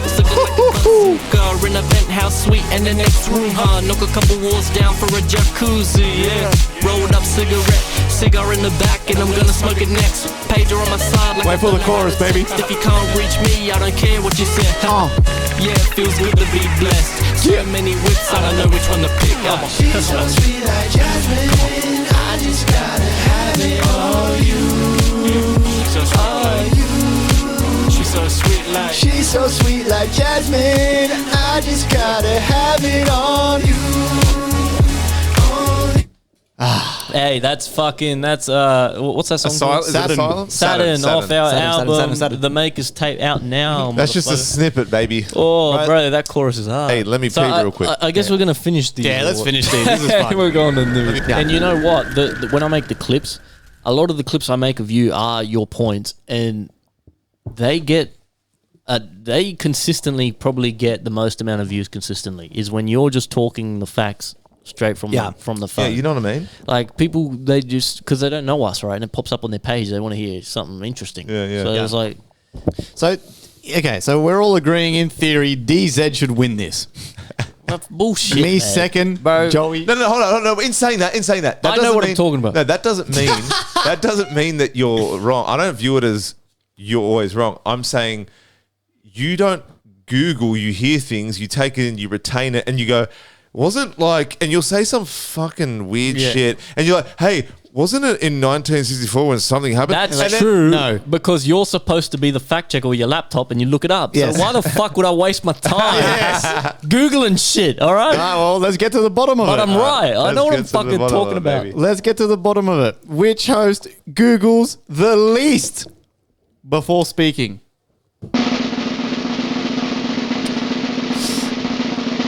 Iggy or DZ. Joey K. What? Wow. Wow. Hey, Oh. I take everything I said back. You don't know me at all. You don't Hold know me at on. all. Yeah, that's definitely Try and find anything I've said on this podcast in the last 50 so episodes. Maybe they thought it was like you. Maybe they thought it was Google the most. They didn't read probably. Wow, this is full corruption at its best. I read that. I'll tell you what's weird. So, this but- might be like Mandela effect because when I read that, I read Googled the most. But I See, need but maybe other people did too. I need confirmation on this motherfuckers because you can fact check everything I say on this podcast and I come correct. Now, hold on. So this is actually interesting because then it was neck and neck with me and you. It was Joey K 50%, DZ 27%, FriendlyFire 23%, which I agree with my standing because I'm the fucking How fact does that checker. work? If he got 50%, how do we have 27 and 23%? Well, we only had like, Shouldn't we have 25% each? no, because there wasn't an even number of. But isn't it out of 100? Yeah, but 27 to 23 is 50. Yeah. See, this is why Oh, he won yeah, this. no, This is you're why right, he you're lost right, this you're award. Look, See, this is why he lost the award. listen. Maths, our maths isn't. Come on, man. Yeah. Forget maths, all right? Don't worry about 27, it. 23. Wow. Damn. Bleep You that. two should have been swapped in that. No, That's I crazy. think that's definitely they've misread it because Maybe. people seen which host Googles and they're like Joey. I think, guys. The only reason I read from my phone is not because I'm, making shit up. It's because I like to come with the facts. Yeah. And I feel like in general, though, as a podcast, I feel like we have gotten much better at doing that. Whether because of you. but not just that. But even your facts, right? You Google, I reckon, the least, but doesn't mean you know the least or you spout bullshit. But you you retain shit. And I've said this multiple times.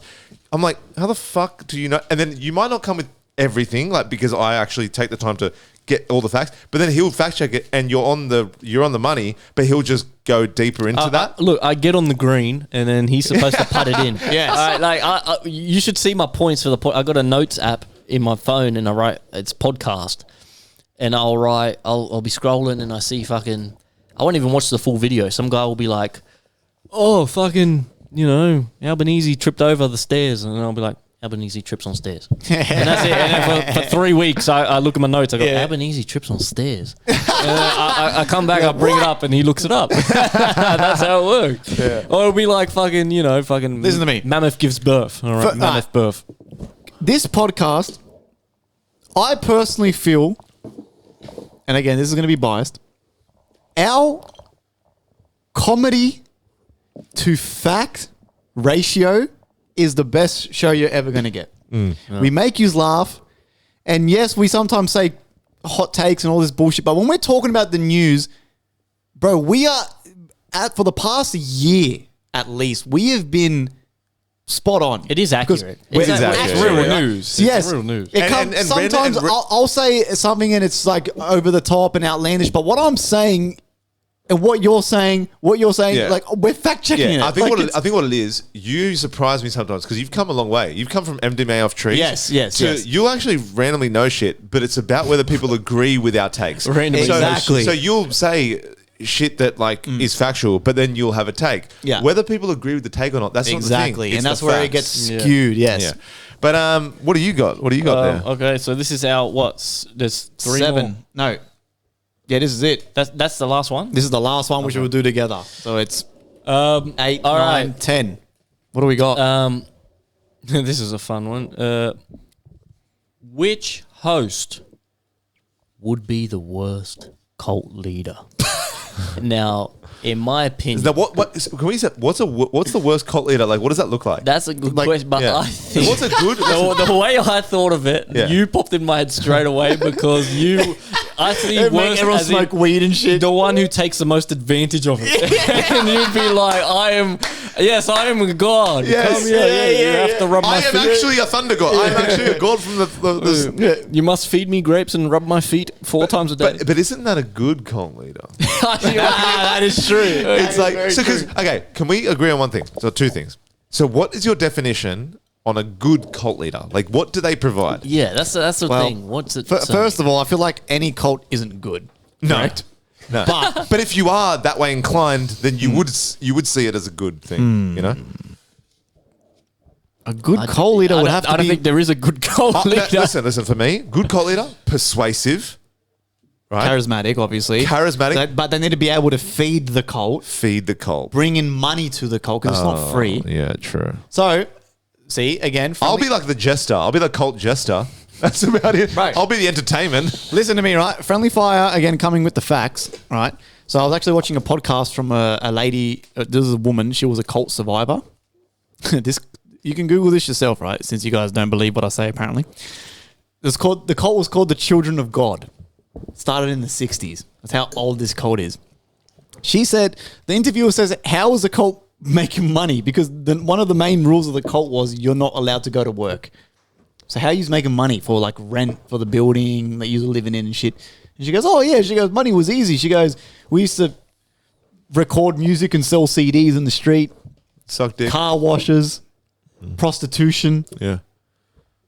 go to the store and steal bread and shit, or steal shit and then resell it, and all this shit like that. And I'm So like, just criminals. she literally said, she goes, nah, she goes, it was like a full, like we were hustlers. Like we literally, whatever you were good at, Yeah. you went out on the street and sold So, it. it's so funny when you. I was when like, you- when- what the fuck, When you bro? when you put hustling and prostitution in the same sentence, It's a just hustle, it's though. Like- what is it? Every day I'm hustling. It is a hustle. It is all those You're words. hustling. It's not a good hustle, Yeah, but you're hustling. It's hustle. Let's find out. Read it Speaking out. of drum roll. Worst cult leader.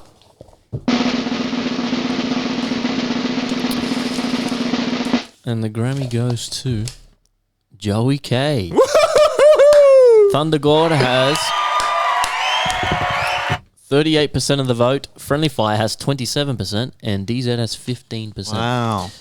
So I'm flattered you'd think I'd be a good cult leader. Whatever that means. All right. I think that means. I think because you give off intelligence, right, and that's what you need from a cult leader. Like if you have a cult leader that's like talking about Like an imbecile. pussy and dick and like have it like just joking about dumb shit, then it's like, okay, where are we going here? But I feel like you give off this thing where you're like, I think because the shit you say is like, this guy knows what he's doing. Yeah, but I don't know nothing. But no, that's a lie. I also don't have the energy to run a cult. This is far beyond my maybe that's it. Maybe it's because this guy's actually like laid back and carefree. I imagine the way the people voting thought of it was how I thought, and that's why you won, because it's like you would be fucking bells and whistles, bro. You'd be coming in on an elephant, a big headdress and shit. I'd be like, I want your finest weed, sir. Yeah. You got people picking weed in the back in the crop. You're the only one allowed to smoke weed and shit. Yeah, the rest of them yeah. like, please. That'd be so boring being the only one high. You're smoking it through a pipe like a Gandalf pipe. All right, so DZ has to win this award to tie with Joey K, because I've got the most points. Then it goes you, then DZ. So if DZ doesn't win this, he's doing the shot. How much have I won? 2, How much has he won? 3, and I'm 4. So if I win this one, he needs to do a shot. If either me or you win this, he needs to do a shot. Yeah. If he wins this, you two need to do a shot each because it's a tiebreaker. Look, I kind of hope I don't win because I'm a little bit walking the line. I'm not going to lie to you right now. I feel like even just I have a feeling from the demographic that I feel like we have. yeah. I'm not going to tell you what the question is. Well, yet I will. we take your word for it. I'm The winner is. I'm actually going back on my word. I said we'll discuss this after the vote, so let's discuss it. Yeah, after. we haven't been doing that. Okay. If all 3 hosts ran for president, This guy wins this one, Oh. surely. who would you vote for? I mean, Surely this. So that means you two are going to do a shot if he wins this. Well, who wins that one? What if we win that one? Can I say first, I'm offended. Hey, Did DZ win? DZ was 69%. 69. 69, his favourite number. My favourite number. And then, hey, get this. This is how much we are lacking in the polls, right? 19% friendly fire. Hey, get this. 12%. Bro, Joe Biden stood more of a chance. Sleepy Joe was he was off the clock most of the time. Hey, you know what? That is funny. I swear to God, this was one of those accurate ones where I was like, well, I'm no president. I'm like, You're a cult leader. I'm a shitty mayor at best. I'm Gavin Newsom. Can I? I'll give a speech. I'm flattered. Thank you. My first act as president with these immigrants. We got to get rid of the foreigners. We got to get rid of the foreigners Coming from the Uruguayan. Right. No one. You know. Only fucking Australians in bars. Only fucking. If you weren't born here, you got to leave. If you graffiti on a train, you go on a Christmas Island. Mr. President, what's your take on foreskin or no foreskin? No foreskin. That's weird. You don't want a doctor chopping off your foreskin. Okay. Anyway, thank you. I appreciate it. That's funny as fuck. Look, in your guys' defense, I would be the worst president. I would get assassinated so quick. Yeah. I'd be up on the podium and say, fuck Papua New Guinea. These fucking dirty fucks. You go to war with everybody. I'd be bombing and nuking every gun. Yeah. I'd forget how important I am. Yeah, I'd be like, what are you doing smoking for the third You'd be in the Epstein files off your head. Not for pedophilia, but for all the drugs and shit. You'd be fucking off your guts, bro. That is funny. I love how we had to clarify, not for pedophilia. Well, not anymore. That shit's behind me. You can actually only be president of Uruguay anyway. Because if we're talking about president, you have to be born there, right? For most places. Australia, though, Australia, you can be born a prime minister. Yeah, because we had a Chilean prime minister once. Did we? The third one, like the third prime minister, he was Chilean. Maybe the first one. No, Australia. Oh, really? Australia, yeah. But for president, like in America, you have to be born. You have to be born there. Yeah. Of course. This is president. Well, so the last question isn't one. This is like a group one that we can all win. So this is not really one one person can win. So as it stands, guys, thank you so much for the votes and participating. Friendly Fire, I've got the most points with 4. Tiebreaker, Joey and DZ with 3, which means a shot. Who does a for shot? You two. I will do a little half shot to celebrate, but you guys are doing a full shot. I'm doing a half one. Right, so let's have a break. Okay. Let's go get that shit ready, and then we'll do the shot, announce the last question. Back to the last question. Now, this question was, I hope everyone answered this realistic, because when I obviously recency bias, bias to your favorite show, you're going to answer the most. Like the best answer. So I'm hoping you guys answered this realistically, but I also feel like I wouldn't be mad if you didn't. I feel like it is realistic, honestly. But the question is, the last award, I should say, goes to us as a show. Yay, vámonos. How many episodes do you guys think FireCast can reach? Now, before we read this out, let's all go through it. Realistically. So how many episodes do you think we could reach realistically? What are the options? I'm talking like age. No, just ballpark. Bro. Age, we also having kids, we get over it. What do you think we could do? I think, bro, Joe Rogan's at 2,000, over 2,000, bro. I think if we consistently keep going, we like to do it. We're not doing it for money right now. Yeah, I'm doing enjoying it. We do it because it's fun, man. I think we can easily go for in the thousands, bro. You reckon 1,000? 100%, bro. Think about it. If the world, I want to get there, man. Bro, if the world continues stable as it is and things stay relatively normal, I think why not? Because everything's getting more and more digital. Why wouldn't we be doing this? We're enjoying it. True. Like, why stop? And it's so hard because I've never thought, oh yeah, there's an end to this. I went, this is indefinite. Yeah. So it's hard for me to put a number on it because right now we're at 200. And did you say, given DZ said off air that we'll talk at the start that you guys weren't as consistent? Exactly. But if we did 50, let's just say 48 episodes a year because it's 52 weeks in a year. Let's just say we have 4 weeks off. Let's just say 45 to be modest. Yeah. 45 a year.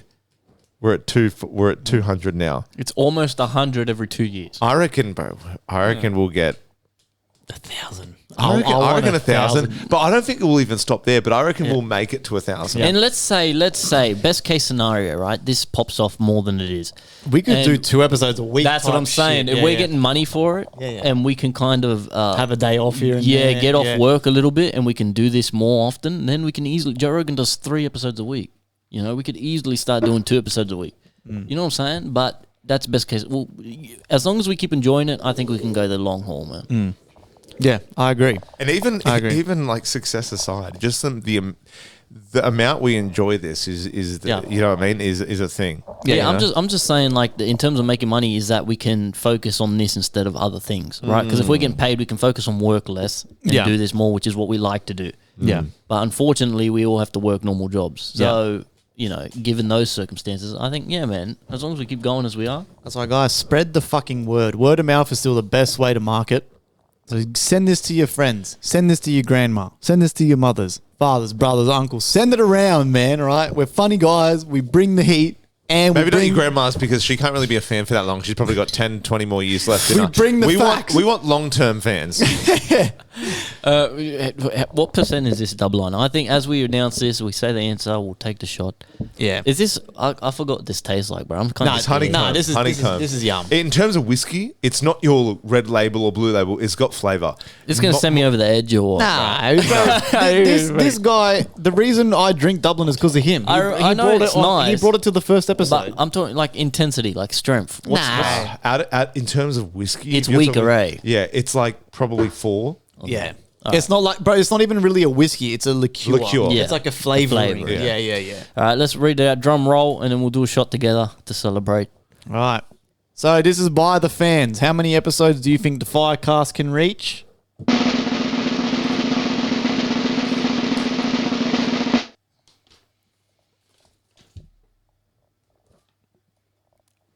$1,000 plus. Let's go.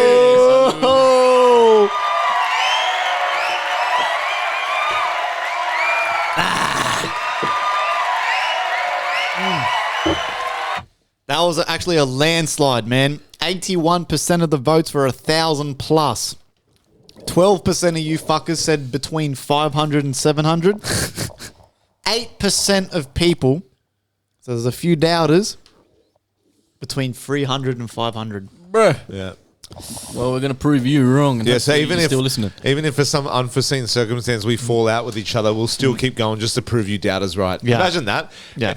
Imagine that. We Three all of just us hate each we all other. just We all hate get each into other. a But, we're fight. like, but remember that 8% said we can only reach. It's like the Mythbusters. Apparently, those cunts hated each other the whole show. They're still rocking up to work.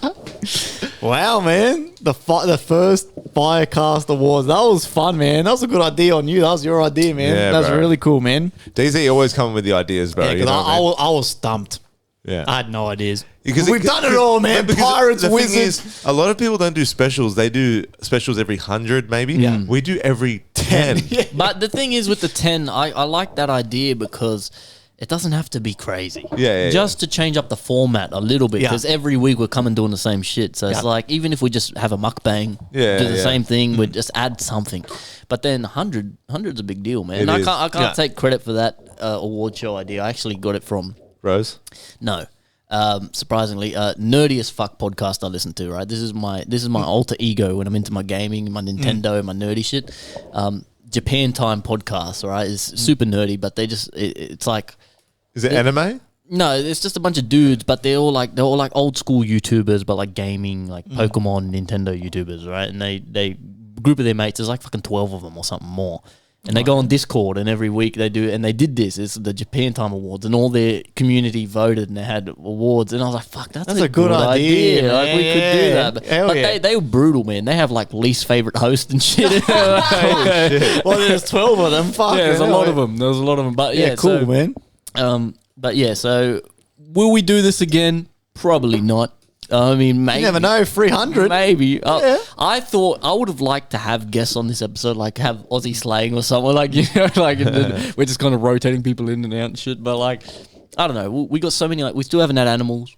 We got to get animals. Yeah, it's going to happen. That will happen. But it's just, again, guys, space and timing is so difficult. Like, when I have my own place and I have a dedicated podcast room, that's when shit's really going to hit Gonna the be fan. circus in here. I'm going to be hiring We're midgets. gonna have juggling midgets. Fire yeah. dancers. I'm going to have midgets. I'm going to be snorting coke off Yeah. a Down syndrome guy's We're head. gonna, Like, we're gonna I'm have, gonna we're be- gonna have yeah. Maduro up in here. Oh, mate,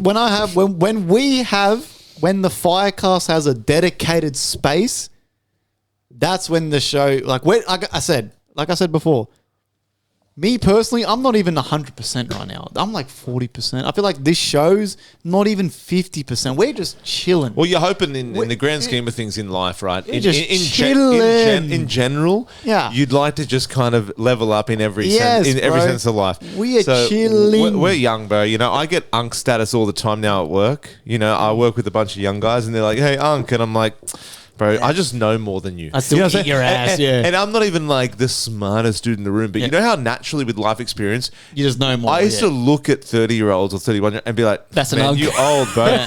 But I'm just like, bro, when did unk become 30? I swear unk was like 40 something or what. But now unk is like 30, you know. But it depends who you hang out with. If you hang out with a bunch of 20-year-olds or whatever, right?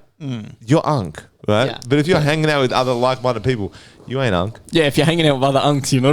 Yeah, you're not unk, bro. Oh man, that was fun, man. So thank you for your Thanks, votes. man. Thank you for listening. Thank you for checking out the album, man. If you haven't Yeah. already, what are you doing? Go listen to that first and come back. And it sucks, man. I say this off air all the time to the boys, right?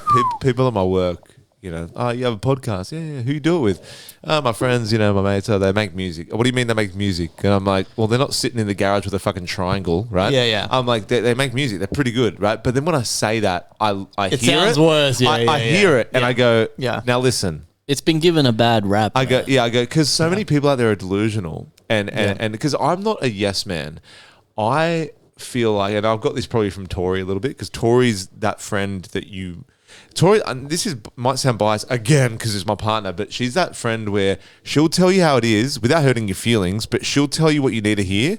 And I feel like you're similar. Like I feel like you don't just like glaze cunts like willy nilly, all right? But I feel like to be a good friend, right, you need to be able to just tell people what they want to hear, But also but draw what the they line. what they need to hear, right? Yeah. But I understand how it sounds from other people. But if you guys were actually shit, like I'm telling you, bro, like I'd do the podcast with you. Yeah. I do the podcast, but if you guys talked about music, I'd be like, yeah. Anyway, so you hear what's happening with our if everything, bro. But my wife, bring my wife in here right now. Ready? Chloe, come here for a second, please. Chloe.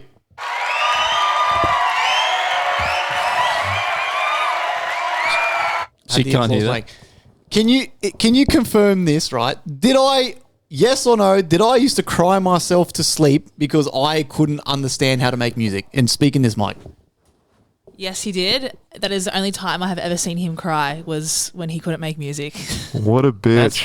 Right? That's crazy, dude. If by now, after 11 years, I was fucking dog shit still, Yeah. then something ain't right. Well, right now. I think Chloe would. Right. I think Chloe would have by now said, "Hey, listen, like Maybe I try love you, golf. but Yes. Try golf or I aquariums. Listen to me. Now, I don't know whether, like I said, we've said it 1,000 times. They could be, I have some like underlying fucking ADHD, autism. I don't give a shit. Retardism. But it was to the point where she's the only witness on God's given earth, if you believe in that shit. She's the only one. She's only seen me cry once or twice. And it was over the same thing. yeah.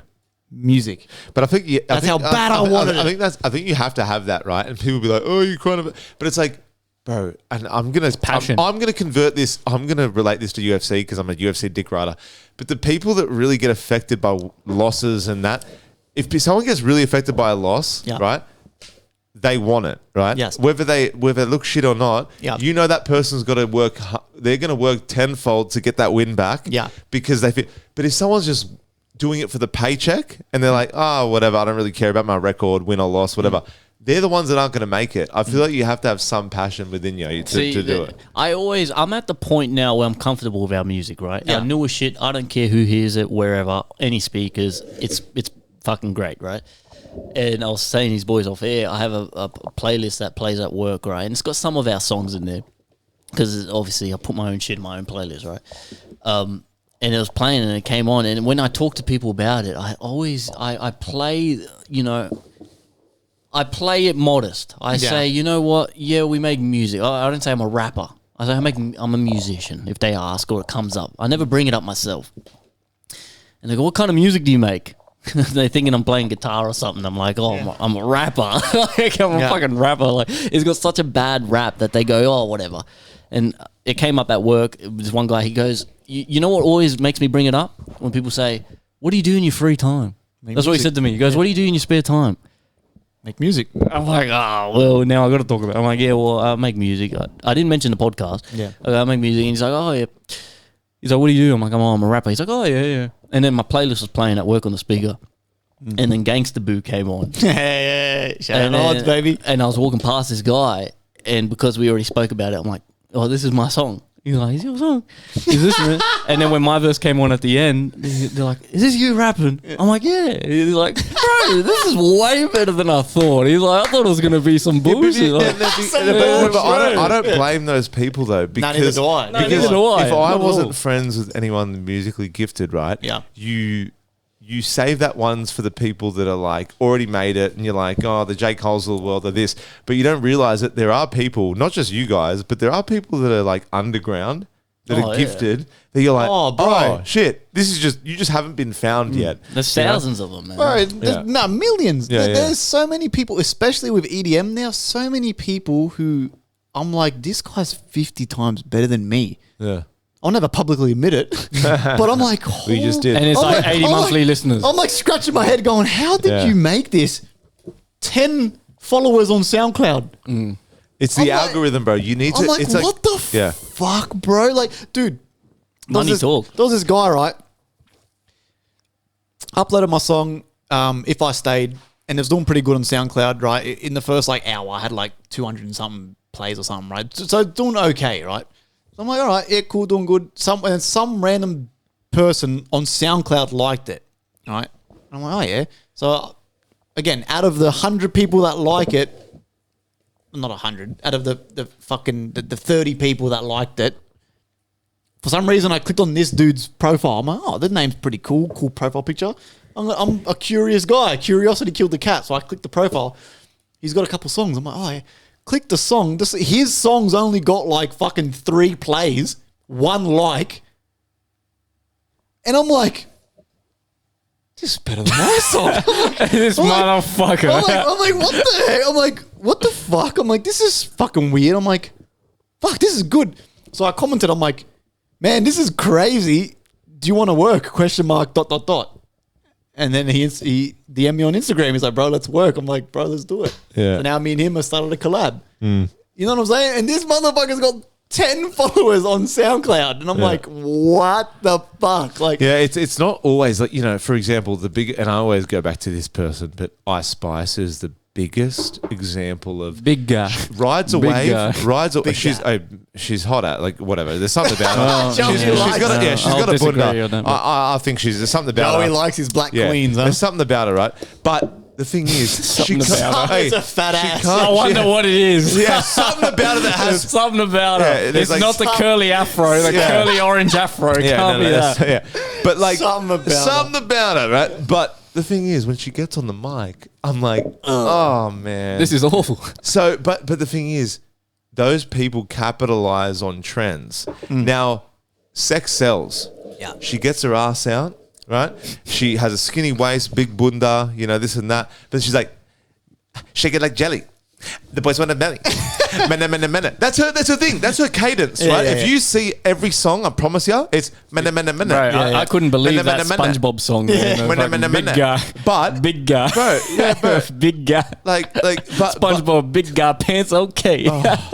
So like, it's not always, unfortunately, right, for the people that are really talented, it's not always whoever is blowing up the most is the most talented. Most of the time it is, all right? Most of the time, it's right? marketing. You got your Kendricks, you got the thing.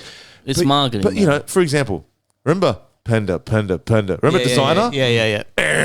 No. If I was on X Factor, go next, right? But riding a wave, and good on them, bro. If you make your money, go get yours. Exactly, right? Go get yours. But it's the people that are actually talented that it's like, it's just a grind. You know, and you guys would know that. Man. You guys would know that more than any. Unfortunately, talent will only get the fucking wheels rolling. The rest is marketing, man. Yeah, like, of course. There's thousands of dudes who are just as talented as us. And it's like, even when someone new gets introduced to what we do, right? It's so hard because we do so much, right? It's a label, it's a collective. We have music, we have merch, we have Instagrams, and you can't explain that to someone, right? So then they're getting half the story every time. So they might see something and they don't understand, like DZ FriendlyFire. That's confusing to people, right? Yeah. Like, people don't understand what that is. And they see, so it's like, there's so much to everybody. And there's thousands of dudes who have a similar thing going on and they're super talented. Yeah. But unfortunately, they're never going to get the recognition they deserve because it's marketing. But the honest truth Money talks. The honest truth is, FireCast, by now, we probably have 1,000 weekly listeners, but we're just so lazy with our marketing. That's why I said in the inbox a couple of weeks ago, I was like, boys, let's do like $20 each just to start with, and let's start running ads. But we're just so lazy with it. But if we've been doing, I reckon if we started doing that for the past 12 months, our 140 listeners a month or whatever would probably be close to 1,000, I reckon. Yeah. Because you got to pay for the shit. You know what I mean? Did we want to get into news corner? Yeah, maybe let's get the news cranking. Because man, there's been a lot happening. There's been a ride. Yeah, it's the world. The world feels like it's burning For around us. the 200th time. We are going to bring you guys roll that intro, the most friend. accurate news. And news you can trust.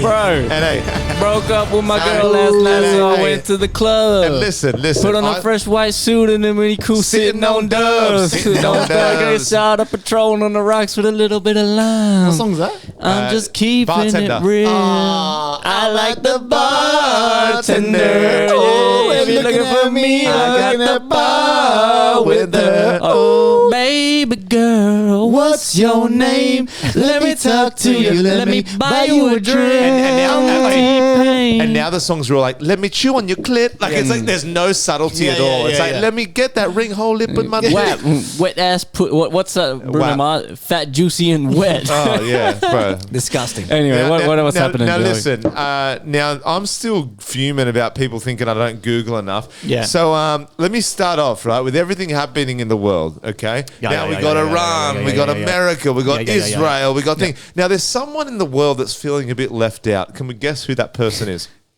Papua New Guinea. Is that North Korea? Hey, Kim Jong-un suffering from peace of all things, okay? Suffering from peace. In March... The cunt's bored as shit. Yeah, bro. Fuck this shit, bro. Let me get in on that. In March Iran, 2026... I can reach there. I can reach Iran. In March 2026, North Korea fired around 10 ballistic missiles towards the sea off its east coast, right? They were aimed at a specific island target in the Sea of Japan, which is the East Sea. The tests were a part of a planned military drill using large rocket launcher systems and short-range ballistic missiles. Kim said the tests are meant to show enemies the destructive power and make them uneasy. Now, What a stupid no one's reason. listening. Bro, I tell you what's crazy. His daughter is to inherit the throne. next in line. Okay. And she's been making more and more appearances with him. Okay. He takes her out to a gun range and there's video footage of them shooting these fucking whatever the fuck they are. Like, they look like snipers, right?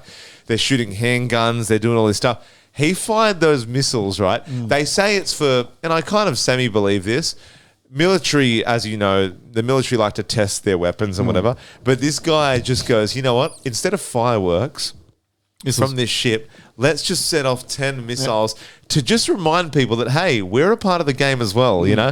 Like, you'd think that North Korea, right, the dictator that he is, this guy's not comfortable sitting on the sidelines here. He's seeing Iran, he's seeing, you know, Israel, America, and this guy, he's on the bench, right? Yeah, he's on the bench. He's like, coach, put me in. You know what's what I mean? funny about this cunt, right? Every time, so America and South Korea do joint military drills in that sea a lot, right? And that's what it always is, joint military drills. Every time he sees the military drills, He's like, oh, we got to do something, but he's got no fucking allies. This guy has no allies to do him with, so he's just launching missiles in the middle of the sea, hitting whales and shit. And bro, this cunt could be fucking playing with Dennis Rodman, playing basketball and shit, but no, he has to throw his missiles that are, and they're from fucking 1920 and shit. They're fucking old rusty missiles. I don't know, man. But is that their biggest thing? They have no allies. So North Korea is that kid in the sandbox, right? That is Down syndrome. It's a Down syndrome kid no one wants to play with. And he's like, hey, I got the equipment, but it's like, yeah, okay, you got the equipment, but you need allies. Kind of. It's like I said this on the pod before, but I saw like a documentary thing of North Korea. It's like what you were saying. Like their celebration is military equipment. Yeah. Instead of fireworks, like these kids were doing a play. This Western tourist went there. Remember I was talking about it? Western tourist went there, and he went to like a school and they did the thing. And the little kids, for like their school performance, are doing their performance in front of a screen of ballistic missiles getting launched. Like, and they're celebrating, like doing the dance and shit. And this is like fucking 8-year-olds, 5-year-olds. Bro, the vibe is great. Like, this is the vibe. Ornery, so ornery, so ornery inside real wrong. He's like got his hand in his pocket looking down. Just ornery, firing missiles. Shoots a missile really close to Israel, but just not close enough to scare him. But didn't he recently say that them in America, they said they could get along if America... So here's his problem, right? He's an idiot. All he had to do was drop the communist bullshit and just make friends with America. And Trump, the first person that would go help Trump would be this idiot. He'd be sending troops, planes, missiles, weapons... But they've got no allies for the past 100 years. Trump just goes off vibes, all right? If they have one phone call and they've already met. Like he was the first president that went there in his first term, right? He just goes off vibes. If he kind of likes him, if Kim Jong-un just talks about stocks or fucking... And just reached out. Or buildings or golf. If Kim Jong-un talks about golf, Trump will be like, you know what? I like this guy. Let's send troops over there. Let's go to war. I don't think so, bro. I think what it is, right? Imagine, have you ever had that person like in primary school, right? Where you talk to someone, but you know no one else likes this guy. And you're like, oh, this could be bad for my reputation, right? If I get seen with this guy, you're like, what's in it for me? And Trump takes me for the type of guy, like most fucking, presidents. Yeah. It's an agenda, right? Every relationship, every person has to... This woman from Japan, this prime minister or whatever, recently went to the White House and stuff. Oh, Sanae Takaichi. Yeah, you think anything is done for no reason? No. Trump ain't meeting up with no one unless it's in his best interest. This guy probably sees North Korea and goes, compared to America, North Korea is the little downy kid in the sandbox, right? Yeah. US is the big bully, right? Even though they have missiles, they've cut themselves off from the rest of the world. Trump probably sees that and goes, I don't know what's in it for me. I know you got missiles, but we have more. Because they do. They have more. So I think what Kim Jong-un is, he's literally sitting on the sidelines, bro. Itching for a fucking... That was literally just a showboat to be like, hey, guys, we're still in the game. I'm here too. Remember me? Everyone's scared of us. I'm so ornery. I am so ornery. But speaking of countries and shit in turmoil, did you see apparently a tourist from Ukraine's head washed up on the beach in Bali? And apparently they had been kidnapped and shit, and it was like some fucking... He was like a crypto trader or something. Let's have a look here. So see what I was talking about before? I literally wrote my notes. Ukraine head on beach in Bali. So a Ukraine... A tourist from Ukraine. Their decapitated head washed up on the beach. And I seen the photo. It was pretty gnarly. But severed head and limbs found in Bali believed to belong to kidnapped Ukrainian tourists. A gruesome discovery on the holiday island of Bali is believed to be linked to a Ukrainian tourist who was allegedly kidnapped, tortured, and mutilated. Ukrainian tourist Igor Komarov, 28 years old, was attacked and kidnapped on February 15th while riding a scooter by a group of men in a convoy of vehicles in a military-style operation carried out in Jimbaran. So how much out of 100% are we sure that it's probably people of Russian descent? I don't know. I think he was a crypto guy or something, right? He was the son of someone or something. I don't know. This was ages. It's been so long since I fucking recorded this shit. These points are old as fuck. This probably happened 2021. My brain goes to, okay, Ukraine and Russia at war. I don't think It's got nothing to do I don't with think that. he's important like in politics. I think it was like a crypto guy or something. So some guy probably bullshitted about some crypto, and some guy's like, hey. I think he was the son of a rich person or something, and there was something to it. I don't know. I should probably write better points, but I don't Google before I come. So apparently, so none of this is actually confirmed. The death is confirmed, but according to comments made by the deceased, apparently while the abductors had him, suspected members of a Ukrainian crime syndicate family staged the kidnapping to get back $10 million allegedly stolen from them in a scam. That's right. He stole something. Yes. Yeah. But this claim could actually not be verified. Yeah, I mean, when you come to crypto, bro, it's like the chance of it being a scam is quite high, I feel like. If you come with anything crypto, I'm like, oh, bro, you make your money how you want to make your money. If you're actually making money off crypto, fair play. When did that happen? That was in February this year. Okay. So it's not that old. Okay. No, this is still... Yeah. Crazy, right, though? Like, yeah, imagine you just enjoying yourself in Bali. And apparently his girlfriend's an influencer. Yeah. Famous influencer. So it's her fault. No. The manosphere. Apparently, blame the woman. Yeah, his partner shares her feet pics on OnlyFans. Interesting. Yeah. Pretty gnarly. I seen a clip. I saw a photo of his head. I was like, yeah, oh, I mean, would you go back in the water after that? Like, if someone just uses, if someone uses a pool net, how long do you got to wait? Yeah, like scoop the head out with a pool net. You're like, is it safe to go in now? Or that kind of kills your holiday, bro. Yeah, bro. What would you actually, bro? How long do you actually have to wait? I would just go a bit further down from the beach. Like, I'd walk like a kilometer down the beach and go in. A finger washes up anyway. Like, yeah, washes up. Yeah, that's fucking pretty nice. You got anything? Warfare has officially changed. First humanoid robots have now reached the front lines. 2 Phantom MK1 humanoid robots were sent to Ukraine in early 2026 for real battlefield testing. This is believed to be the first time humanoid robots have been deployed in a war zone. What they can actually do right now is mainly... nothing. Trip over themselves and fucking... mainly reconnaissance and support, not direct combat quite yet. Whoa, that's crazy. Yeah, so they can actually handle weapons and get more ammo out to people. Bruh, the world's changing, man. This is Star Wars shit. But they're already capable of handling weapons like rifles and shotguns in testing environments. Designed to move like humans, carry gear, and potentially replace soldiers in dangerous missions that human soldiers aren't willing to go on. Important reality check is that no humanoid robots are officially fighting yet or killing on their own. Experts say fully armed humanoid soldiers are likely still a few years away. But That's crazy. The Ukraine war, though, and this is why it's important, the Ukraine war is now becoming, because it's going on for so long, is becoming a testing ground for next-gen weapons. Companies openly say the goal is robots that can use any weapon a human can. Fuck, bruh. That's blowing my mind, bro. This raises massive ethical concerns, like AI potentially deciding who lives and who dies.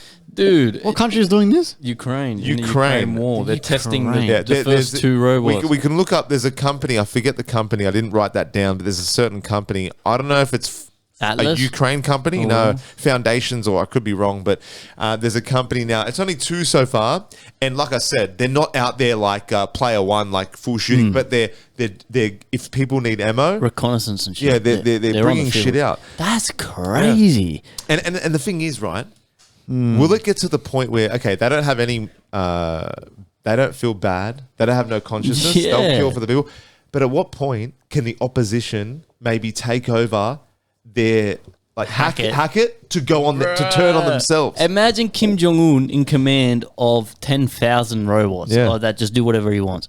Like, bro, did you see as well, Melania Trump came out with one of those robots too to speak at the White Yeah. House. Like, this is happening, man. Like, Yeah. this is Ready Player One shit. Yeah. Robots are going to be walking around. We're going to be able to talk to them and shit. But the thing is, That's but crazy. DZ, this is the main thing I wanted to bring up. I know it's a good thing because you're not losing. I don't know if it's good. Ready? There's two sides of the fence. It's good because now, because right now there's actually talks of conscription in certain countries being a thing. I've seen that. So now, you don't have to send me, you, and Iggy to the front lines. Send robots, right? But will that make everyone so desensitized to war, that they'll just go, hey, I don't like what this country's doing. Send the robots off. Destroy them. Exactly. That's a good point. And even though there's not lives lost, you're still doing damage. Yeah. And what if it's infrastructure, power plants? And what if, for example, US, best case, this is the best example. US versus Venezuela, right? US has robots, Venezuela has humans. Now you got humans versus robots. Yeah. Not robots versus robots. Yeah. So will it make people more inclined to go for war? I personally think that's it does. That's a good point, man. That's a very good point. No, you're right. You're right. I never personally thought think of it's a that. horrible idea because all it will do is make greedy, rich Desensitized. people want to fight more. Like a video game. Yeah. Yeah, it's like fucking Command and Conquer, bro. Like you fucking on the fucking computer, bro. Yep. You just you got a map of the world and you just go, oh, this country's got that. Let's take it. Send 10,000 robots there to the front line. Yeah. Whoa, I've never Right, thought of so that. listen to this, right? So apparently this is written down. A Ukrainian ground robot actually ambushed and destroyed a Russian armored vehicle. Another robot unit reportedly held a defensive position for 45 days before humans could arrive. Whoa! Bro, this is the end times, man. And they the don't world's need, ending, bro. They don't need to eat. They don't need to sleep. Yeah. Bro, get your Bibles, get your family, huddle in a cave. It's over, man. Pack it up, son. Yeah. This is it. 200 episodes. We came a long way, boys. This is the last one. God damn, bro. This shit is crazy. It's scary because they don't feel anything. No. They don't need a break. They just do. They feel what I feel. I want to eliminate every country on that side of the globe. Do it now. Do it now. And we watched iRobot in the early 2000s, and we went, this is a fairy tale. That's right? insanity. That's a movie I need to make my wife. Shit, my wife hasn't watched that movie. iRobot. I've been trying to get it. I've been trying to watch. Well, that when I movie. watched that, I thought that's a cool concept. But Now right. you're like, It's a concept. holy Yeah. shit! Yeah. Cool concept. And that's what's crazy too is that people have been screaming this shit since the 90s. Yeah. And we all went, ha, ha, idiot. Well, so get off the acid. but we would have. Get off the LSD. And now, fucking 30 years later, we're all going, oh shit. Like, Look, fuck. I don't know how deep it's gonna. I don't know how much longer we can keep this ride moving, right? But they're talking about bases on the moon now. Every country wants to put a base on the moon, and it's like we're moving into a space age, dude. Like, there's gonna literally be like what you see in Star Wars: robots walking around, robots serving you drink at the bar, and it's gonna be normal.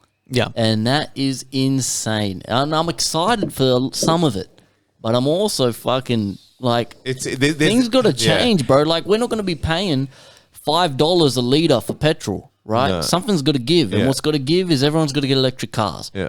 How do you do that? Make everyone suffer for 5 years until they finally get, government subsidy will give you some type of subsidy or benefit if you buy an electric car and you trade in your petrol car and you get a... That's how shit's going to work. It's going to be chaos, and then after the chaos, if you survive, a bit of bliss. Yeah.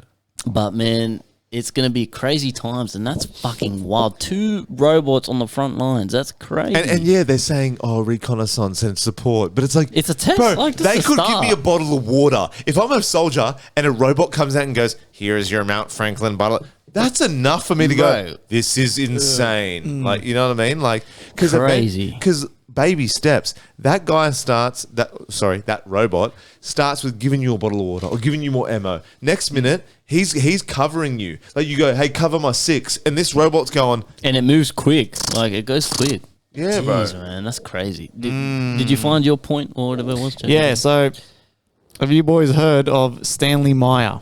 No. Or Mayer? Now, this one's a bit of an old school one, right? Stanley Meyer was an American inventor in the 1980s, 1990s who claimed he built a car that could run on water. As in, Instead of fuel, water. Instead of fuel and petrol. I might have heard of this. Right. His most famous prototype was a modified dune buggy that supposedly ran on a fuel water cell. His idea was based on breaking water H2O into hydrogen and oxygen, then using the hydrogen as fuel. The claim process was water enters a fuel cell device, electricity splits water into hydrogen and oxygen. Hydrogen is burned in the engine, which then produces energy. Exhaust is mostly then water. All right. I like how we're three extremely drunk retards trying to read this shit like we fucking understand it. Like it's fucking hydrogen connects in the engine and I don't know cars at all. I don't know cars either. I know there's 4 wheels and a steering wheel. I don't know anything about cars either, but the most important thing about this is engine. He died, right? In 1998. His last words were water. They've poisoned me. Dead. I think I have heard There's this. now no such thing as cars that can run on water. Well, what happened to James Brown or whatever that motherfucker's name was? on Julian TikTok? Brown. Yeah. I already said. No. That tech's been around for... No, he's fine. No, so companies... I was literally talking about this at work with one of my homies at work. One of my homies at work's like a big conspiracy nut. I was telling him about Julian Brown and we were talking about it. And I said this maybe like 20 episodes ago now. I said the reason Julian Brown is fine because he's turning plastic into fuel. At first, I was like, how is this guy still alive? I went down the rabbit hole. It turns out there's actually heaps of companies around the world that are already doing that. So that's why it's not really a big deal. You still need... There's a cumbersome process. How do you make plastic? It's still fucking... You still need to like make oil and shit. Like it's still all produced from oil factories and shit. And you need oil. Like oil, which is the crisis we're in right now, is the black gold. Yeah. Oil turns into It's everything. used for so many. Yeah, it's used for so many things. Everything. Yeah. It's literally, isn't it crazy, right? That fossil fuels are literally fossils. It's literally dinosaurs that lived 65 million years ago. Is that what it died is? in the dirt? It's fossil fuel. It's literally old dinosaurs and shit. It's fossils, bro. They burn it and they turn it into fuel from tar pits and shit. I swear to God, bro, it is. So, fossil fuels are natural energy sources formed from the remains of ancient plants and animals that lived millions of years ago. How crazy is that? Over time, heat and pressure buried these remains deep underground and transformed them into fuel. How strange is that, though? So it's like any living thing, our energy carries on. And that doesn't work with people buried at normal like Pine Grove Cemetery. Like It me and would. you got buried with It that. would. But like, do dinosaur bones? Do they hold more more no, energy? it'd be the same. So those people you bury in fucking cemeteries and shit now will be fossil fuels for if they continue, which they wouldn't. But if they did continue in however many years. So if I dig up my local cemetery, I can get some cheaper fuel. Possibly, yeah. I don't know how you need Julian Brown to fucking transform it for you, but you fucking know. So the main type of fossil fuels are obviously number one, coal, which are solid black rock-like fuel formed mainly from ancient plants. Interesting. Crazy. That's crazy, man. Used for electricity and steel production. Then number two is the big one, oil.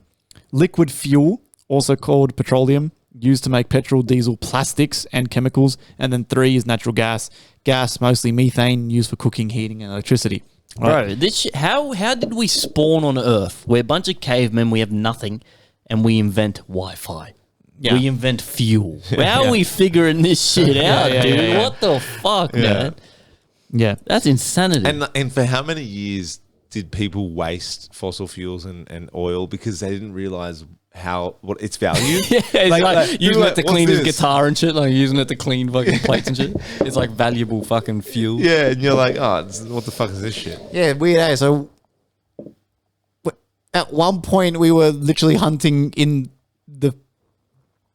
nature with leaves on our cocks, and then one day someone went, let's melt down this dinosaur bone and turned it into black tar, which was oil. And then they've turned it on into it's nutty. Bro, interesting. If you guys want to know an interesting bit of information, look up what's the cunt's name?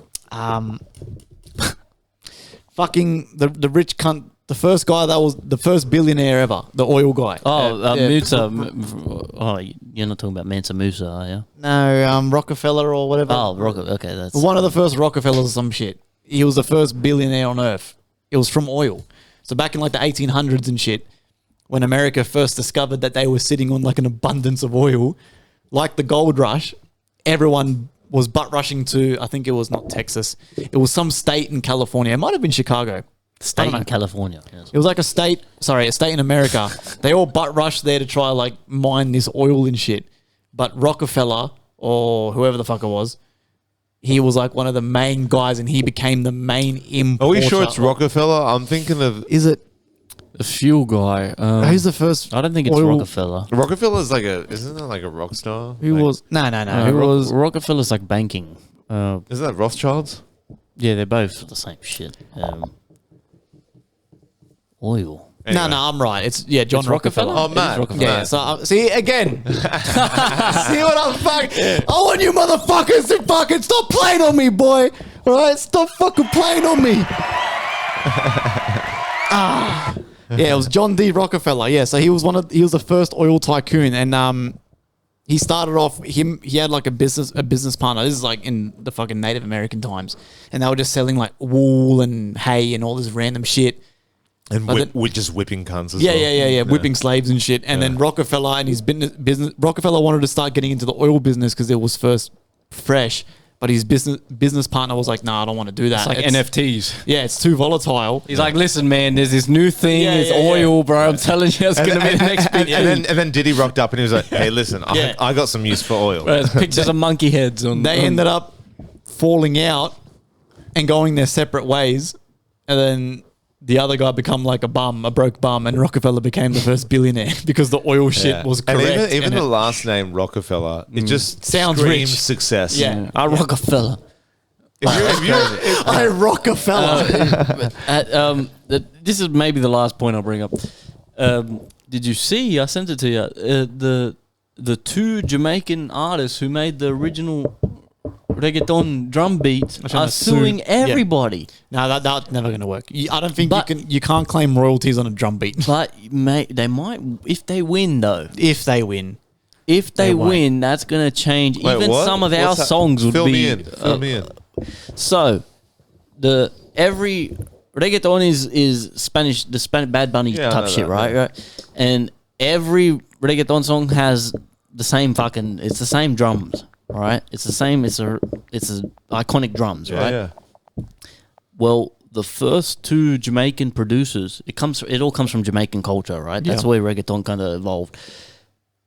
The dudes who came up with that drum Steely and Clevey are suing, or Clevey. They're suing Drake. They're suing Bad Bunny. They're suing everybody who's used that drum beat, And that drum loop, because they didn't get a cut. because they came up. They were the first people to use it, right? Now that drum loop basically defines the whole genre of reggaeton. Yeah. So if this case goes in their favor, that's gonna be that whole genre is gonna die. Which is the best music ever. That's my favorite shit. You know what I mean? Like, and if they why does it have to die? Can't they just get their cut and people that want to make that music just cut them in? Maybe it depends on what they're going for. What do you have the full story here? Yeah, they ain't gonna win that. You don't think so? Nah, I hope not. You can't. It's too far gone. You can't claim. That's the whole genre. You can't trademark a drum beat. A drum beat. That's the debate. You can't trademark. You can't trademark sounds in that way. Like it's just. Trust me, man. That'd be like trademarking this. Yeah, you can't. So when I was studying music, one of our units was learning how to properly claim royalties and shit. So you can't get sued and get in trouble, and then you can't get ripped off or get in trouble. Number one way to stop yourself from someone stealing your idea, if you come up with an idea, doesn't matter what it is, you have to write it down with a pen, not on your fucking phone apps, pen and paper, sign it, signature, date. If you do that, doesn't matter if you don't trademark it, if you write that down with the date and someone else 20 years later goes, "Oh, I've got an idea for a reggaeton beat," and you just go, no, I've got it here on paper, they actually can't take the idea. So shit like that. Technically, that's cap though. That's not cap. Because that would only work if if it was someone you were working with and No. they agreed and signed it. Incorrect. Because if say I hear someone who comes up with a cool beat, and then this is 2026, and I forge a piece of paper and I write 1999 on it and I sign it, then I can go, nah, actually I came up with this in 1999. Here's my paper. No. That doesn't make sense. That only works. No, if people don't do that. I mean, if you like come up with an invention or an idea or a you have to trademark it. That's why people No. trademark and copyright shit. No. So you just write it down, sign it, date. If you fucking write something right now and just write 1999, everyone's gonna go, dude, you're only 20 years old. How could you have written this in 1999? That's a crass example, but I'm saying that would work if you signed it and then they took. We went to court. Say I got you to sign this paper. Sign this paper. You signed it. FriendlyFire. And then 20 years later, we go to court over a song we made. And then I pull out that paper. And then you're on the stand, you're under fucking, what's it called? You're under oath. If they say, did you sign this paper? You did. That's when it'll work. But if some cunt makes a song, if I go Drake's fucking Hotline Bling, I go, Hotline Bling, I made that in 2007. Here's my paper. I signed it. It doesn't work. You know what I'm saying? No, that's a stupid ad. You're Bro, taking you that know what way I'm out of saying? context. Do you know what I'm saying? You know what I'm trying to say? So the two artists, Steely and Clevy, apparently the very first time they come up with the rhythm for reggaeton was a song called Fish Market Rhythm back in 1989. Whoa. Which that rhythm is basically the foundation of the reggaeton beat. They claim that reggaeton artists have been using the rhythm for decades without paying proper royalties or credit. Who they are suing: Daddy Yankee, Bad Bunny, Louis Fonsi, J Balvin, and over 100 other different artists.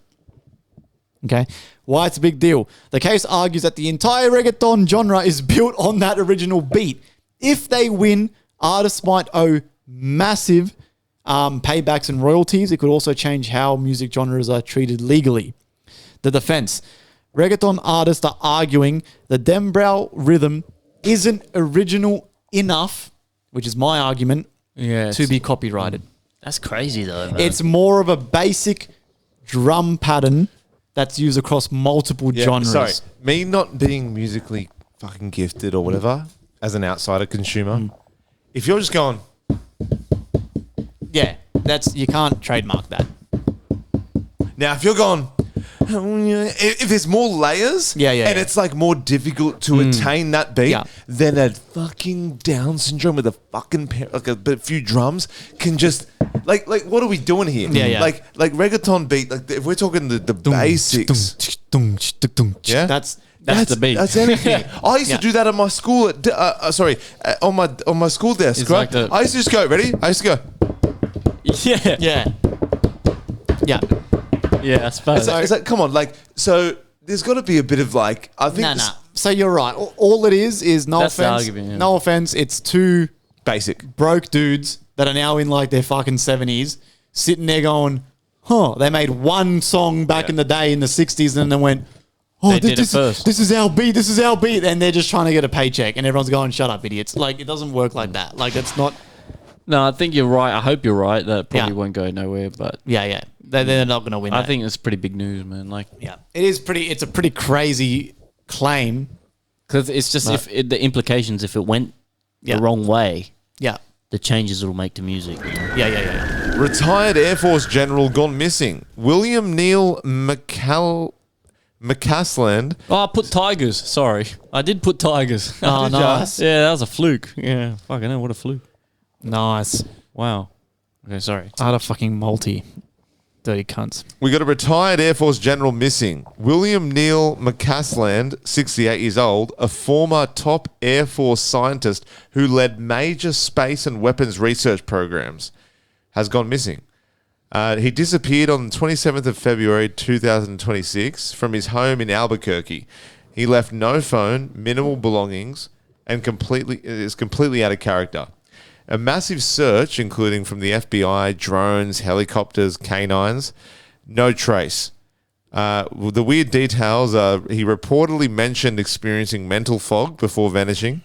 He had ties to advanced aerospace and UFO-related circles, which fueled speculation. A former colleague, who was a rocket scientist, also vanished on a hike in 2025 under eerily similar circumstances. Now, this is the conspiracy fuel, right? Rumors of links to classified programs and UFO research. The timing lines up with renewed talk about declassifying UFO files from Trump. Even his own family publicly acknowledged the wild theories circulating. Authorities say there's no evidence of foul play yet and are treating it as just a plain old missing persons case.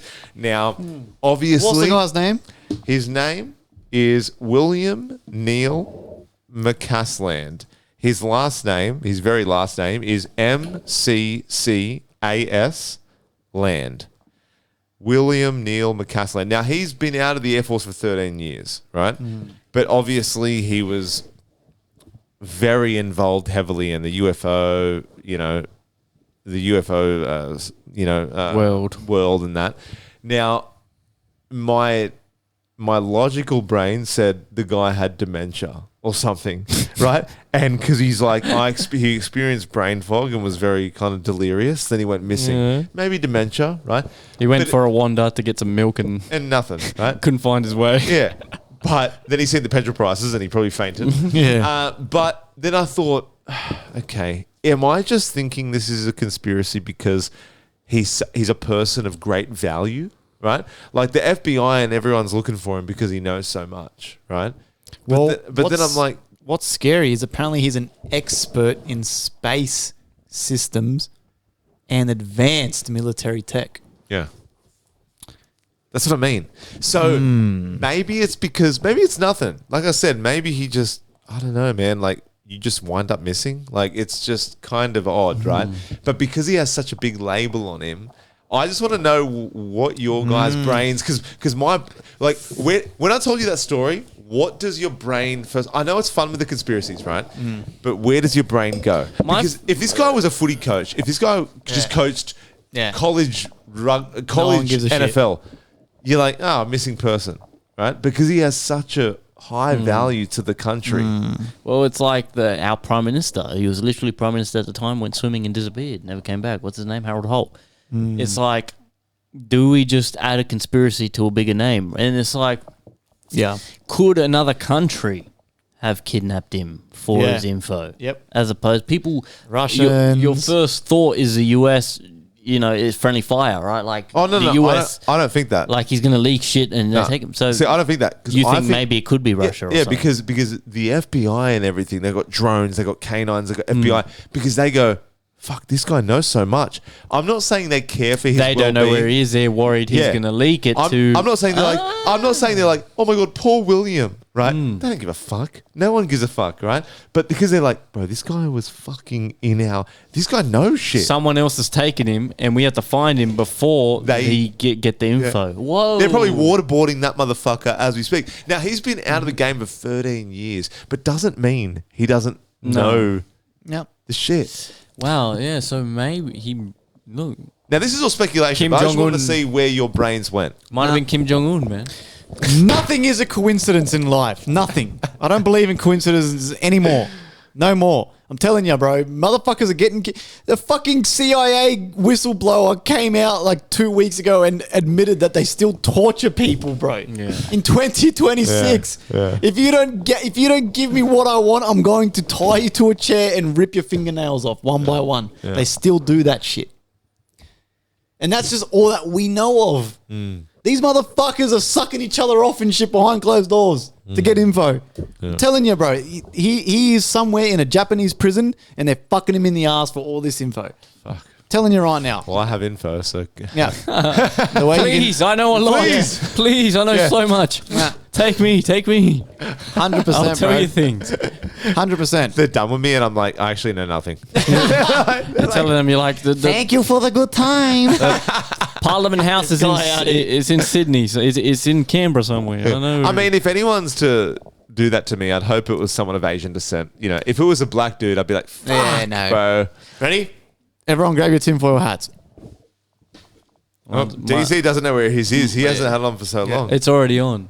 I'm putting mine on, right? It doesn't come off. Mine's on right now. Okay, if you're a betting man, right? We just talked about the recent score. Guys, if you don't know, Tigers just beat Warriors. If you don't follow NRL, Warriors have been on the fucking rampage lately, just undefeated. And Tigers are ass, and they beat them. If you're a betting man, right? And if someone said, listen, bet the house, what do you think happened to William Neil McCaslin? Kidnapped, tortured for info, probably by the KGB.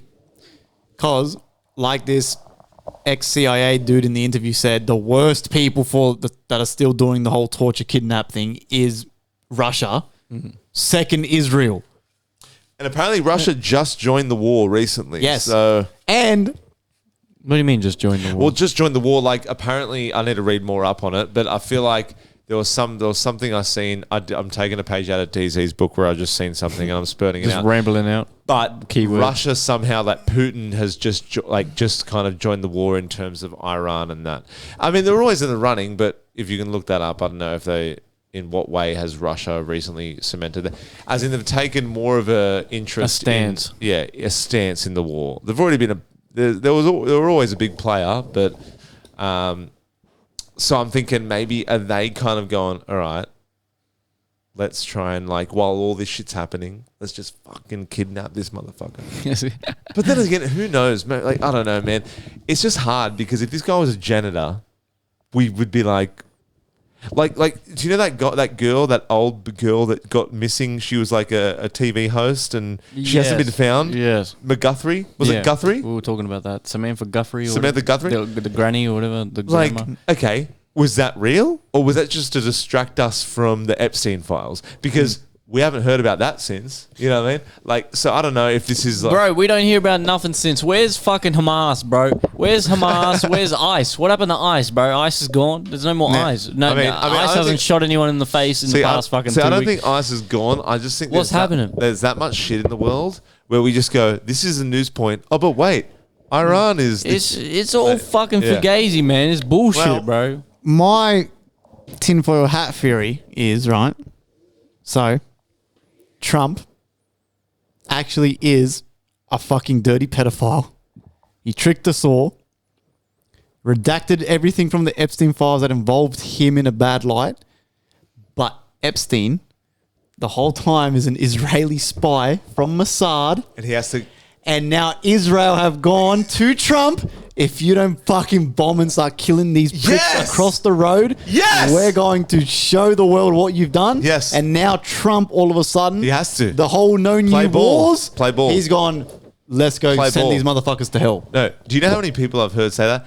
I feel like that is on the money, lad. That has to be.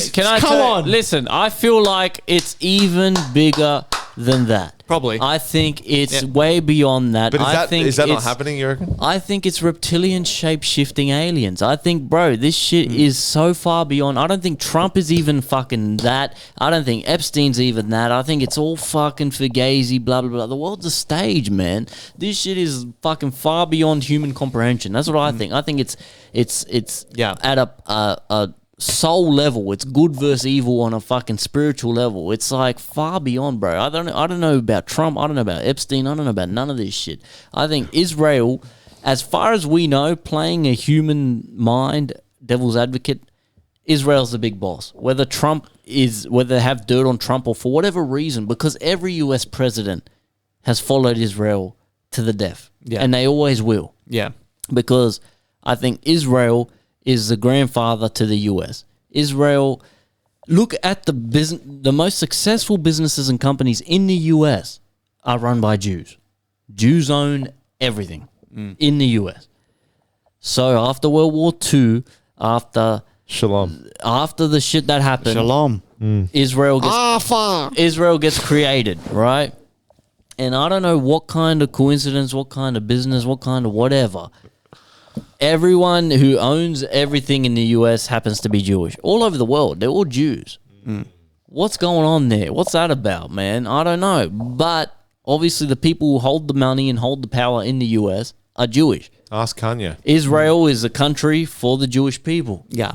So they're going to do what the people who control everything in the US are from Israel. They have ties to Israel. So they're going to do whatever Israel wants anyway. So I agree with you on a human level that Trump. That's a good theory. Trump is in the Epstein files, yada yada. But do you think? I think it's so far beyond PR, where it's like Trump cares about his public image. I think it's like I reckon as a country, they just have dirt on US in general. Like Bill, I think it's beyond that. Like Bill Clinton, right? Yeah. I think it dates back to Israel's always had America in their pocket. And it just hasn't changed. I think it's before even World War II. I think it's before. It's like spiritual primal shit, like primeval. Like it's like you said, like the grandfather thing. I think it's been like that dynamic of just country to country. Like Israel always having it over America for whatever reason, whether it's just finances, like with money and with whatever. And it's just like now it's like the Epstein shit. How many people did Epstein have in his pocket? I don't even think countries are real, bro. I don't even think countries are real. I don't think nothing's real. I think this is all bullshit that the normies, us, have labeled. And the people in power, the people or things or creatures in power know that. And it's like, look at these humans keeping themselves busy with this shit. Like, I don't even think land is anything. It's just like, I think the people who really make things happen on Earth are looking at us and go, wow, look at these cunts. They think this plot of land means this and that plot of land means that. When it's really just, you know what I mean? I'm way too tipsy to be talking about this, but I hope it's coming out coherently. I mean, you know what I'm trying to say? That to a Palestinian or Israeli person. They're like, no, it's about land. It depends but that's how you what I'm ask. saying. Yeah. That's what I'm saying. The people concerned with that are the people in a human body on Earth living a life, going to work and shit. Yeah. The people who actually make it happen are far beyond that, is what I'm trying to say. I feel like they're genuinely like reptilian shape-shifting aliens or something. Seriously. Or they just have that much money where it's not just about land, there's a bigger agenda. They don't care about money anyway. Whatever goal they have is spiritual warfare. They have like... But also, as well, speaking on a realistic level, Trump's son-in-law is actually Jared Kushner, which is Ivanka Trump's husband, who's an Orthodox Jew who's got ties with AIPAC. They're all Jews. What's AIPAC? AIPAC is like a Jewish lobbying party that's involved in American politics. So it's like a Jewish American party. And they're like one of the most richest parties on planet Earth. Of course. Jews, you know what I mean? Like they control the money, man. Like, you know what I mean? Like, and again, I'm going to educate some people because you know how for some reason everyone hates Jews, right? So again, World War II, the whole Hitler hating Jews thing stems from after World War I because Germany was so humiliated. There's actually a lot of German Jews. They all stopped investing in German companies and shit because the German economy was fucking collapsing because there was so much war treaties and so much shit that they had to repay. So what was happening was Jewish investors were stopping investing in German companies, and then Hitler used that as his propaganda war machine to I hate the Jews and all this shit. And then that's why people who are uneducated go, yeah, fuck the Jews. But it's like, no, bro, they've just always been good at business and money. And so you hate them because you're broke. Get this. This guy at my work, I brought up fuel prices, right? Like I was on my way to work. And he gets to blame the Jews? And he goes, listen. Yeah. This guy, he goes, bro, we're on the wrong side of history. He basically was a Holocaust denier. And hold on. And he goes, how do you put gas through a shower tap? And he goes, bro, this whole time, he goes, Hitler, he basically said, now I'm paraphrasing. I'm not going to say who this person was, but I work with him. And he goes, bro, how are you supposed to get gas coming through a shower tap? And he's like, bro, he basically said, paraphrase, that Hitler had the right idea. And how that didn't happen. And Hitler was just... I forget exactly what he was saying. How do you get in these conversations at work, man? So this all started because I rang him on the way to work because I filled up and it was $3.05 to fill up fuel. And I go, bro, are you awake yet? He goes, yeah, I'm on the way to work. So I was just discussing fuel prices, yada, yada. And then he goes, this is all by design. He goes, they're trying to get us onto electric cars, this and that, blah, blah, blah. And he goes, bro, and then he's like, you know, the Rothschilds, yada, yada, blah, blah, blah. And then he's just like, they're going to have one common bank, one universal bank system. The only ones that aren't going to have it is Iran. What else do you say? Yeah, the other countries they've taken over. I've heard this line of thinking before. Yeah, you know what I mean? But then he said, but then when he started denying the Holocaust, I went, hold up. You're losing me here, man. I go, hold up. I go, first of all, I understand you're saying, okay, there's Jews that run the world, and this isn't us being fucking racist towards Jews. This is just a fact that Jews are good with money, bro. Yeah. Whatever it is, Yeah. I don't know what it is in their fucking culture, bro. They're just businessmen, bro. Banks, Like- businessmen, whatever. All right, there's nothing. But when you start going, Hitler kind of was an all right guy. Yeah. I start to go, okay. Yeah. Okay. So I was just ringing you up to talk about fuel. Yeah. But then when he started denying the Holocaust, I'm like, this is the kind of thing where you kind of got to, he goes, bro, if you start doing your research, he's like, you don't find this stuff. It's in the history books, but you don't find this stuff unless you actually go looking for it. But then in my head, I didn't say this to him because I'm just like, whatever. But you can find any outlandish hot take if you look for it as well. You Google it, exactly. Yeah. So Yeah. I'm not saying he's right about the whole anti-Holocaust thing because that's a bit like, I don't know, man. Like, but all he's saying is that Hitler. He goes, Hitler didn't. He wasn't at like. He basically said he was the guy that in the history books got made to be the bad guy, and I was like. That's where you kind of lose me. Yeah, now, no. now I could be ill-informed. Maybe he's right. I don't think he is right. But when you start denying the Holocaust, which, by the way, I'm going to see on my Europe trip. I'm going to Auschwitz and I'm seeing the Jewish camps. I'm like, okay, maybe I haven't tried to make gas come out of a fucking shower head. Yeah. But like, I'm not willing to just go. That wasn't a thing. no. So he killed 6 million Jews, bro. That did happen. It did happen. People, you can't. Even if Hitler, his intentions, right? His intentions were good, whatever they may be. He killed 6 million people. Exactly. Now, you know what I mean? Like whether it's no, but I was doing it because they run the banks and they weren't gonna. Yeah. It's like you killed 6 million people. That's bro. like me saying, Genghis Khan was a great guy and he had the right idea. He killed 40 million innocent people. But I'll tell you what's It's like, fucked. what, cunt? I'll tell you what's fucked, and I'm not supporting Genghis Khan. Yeah.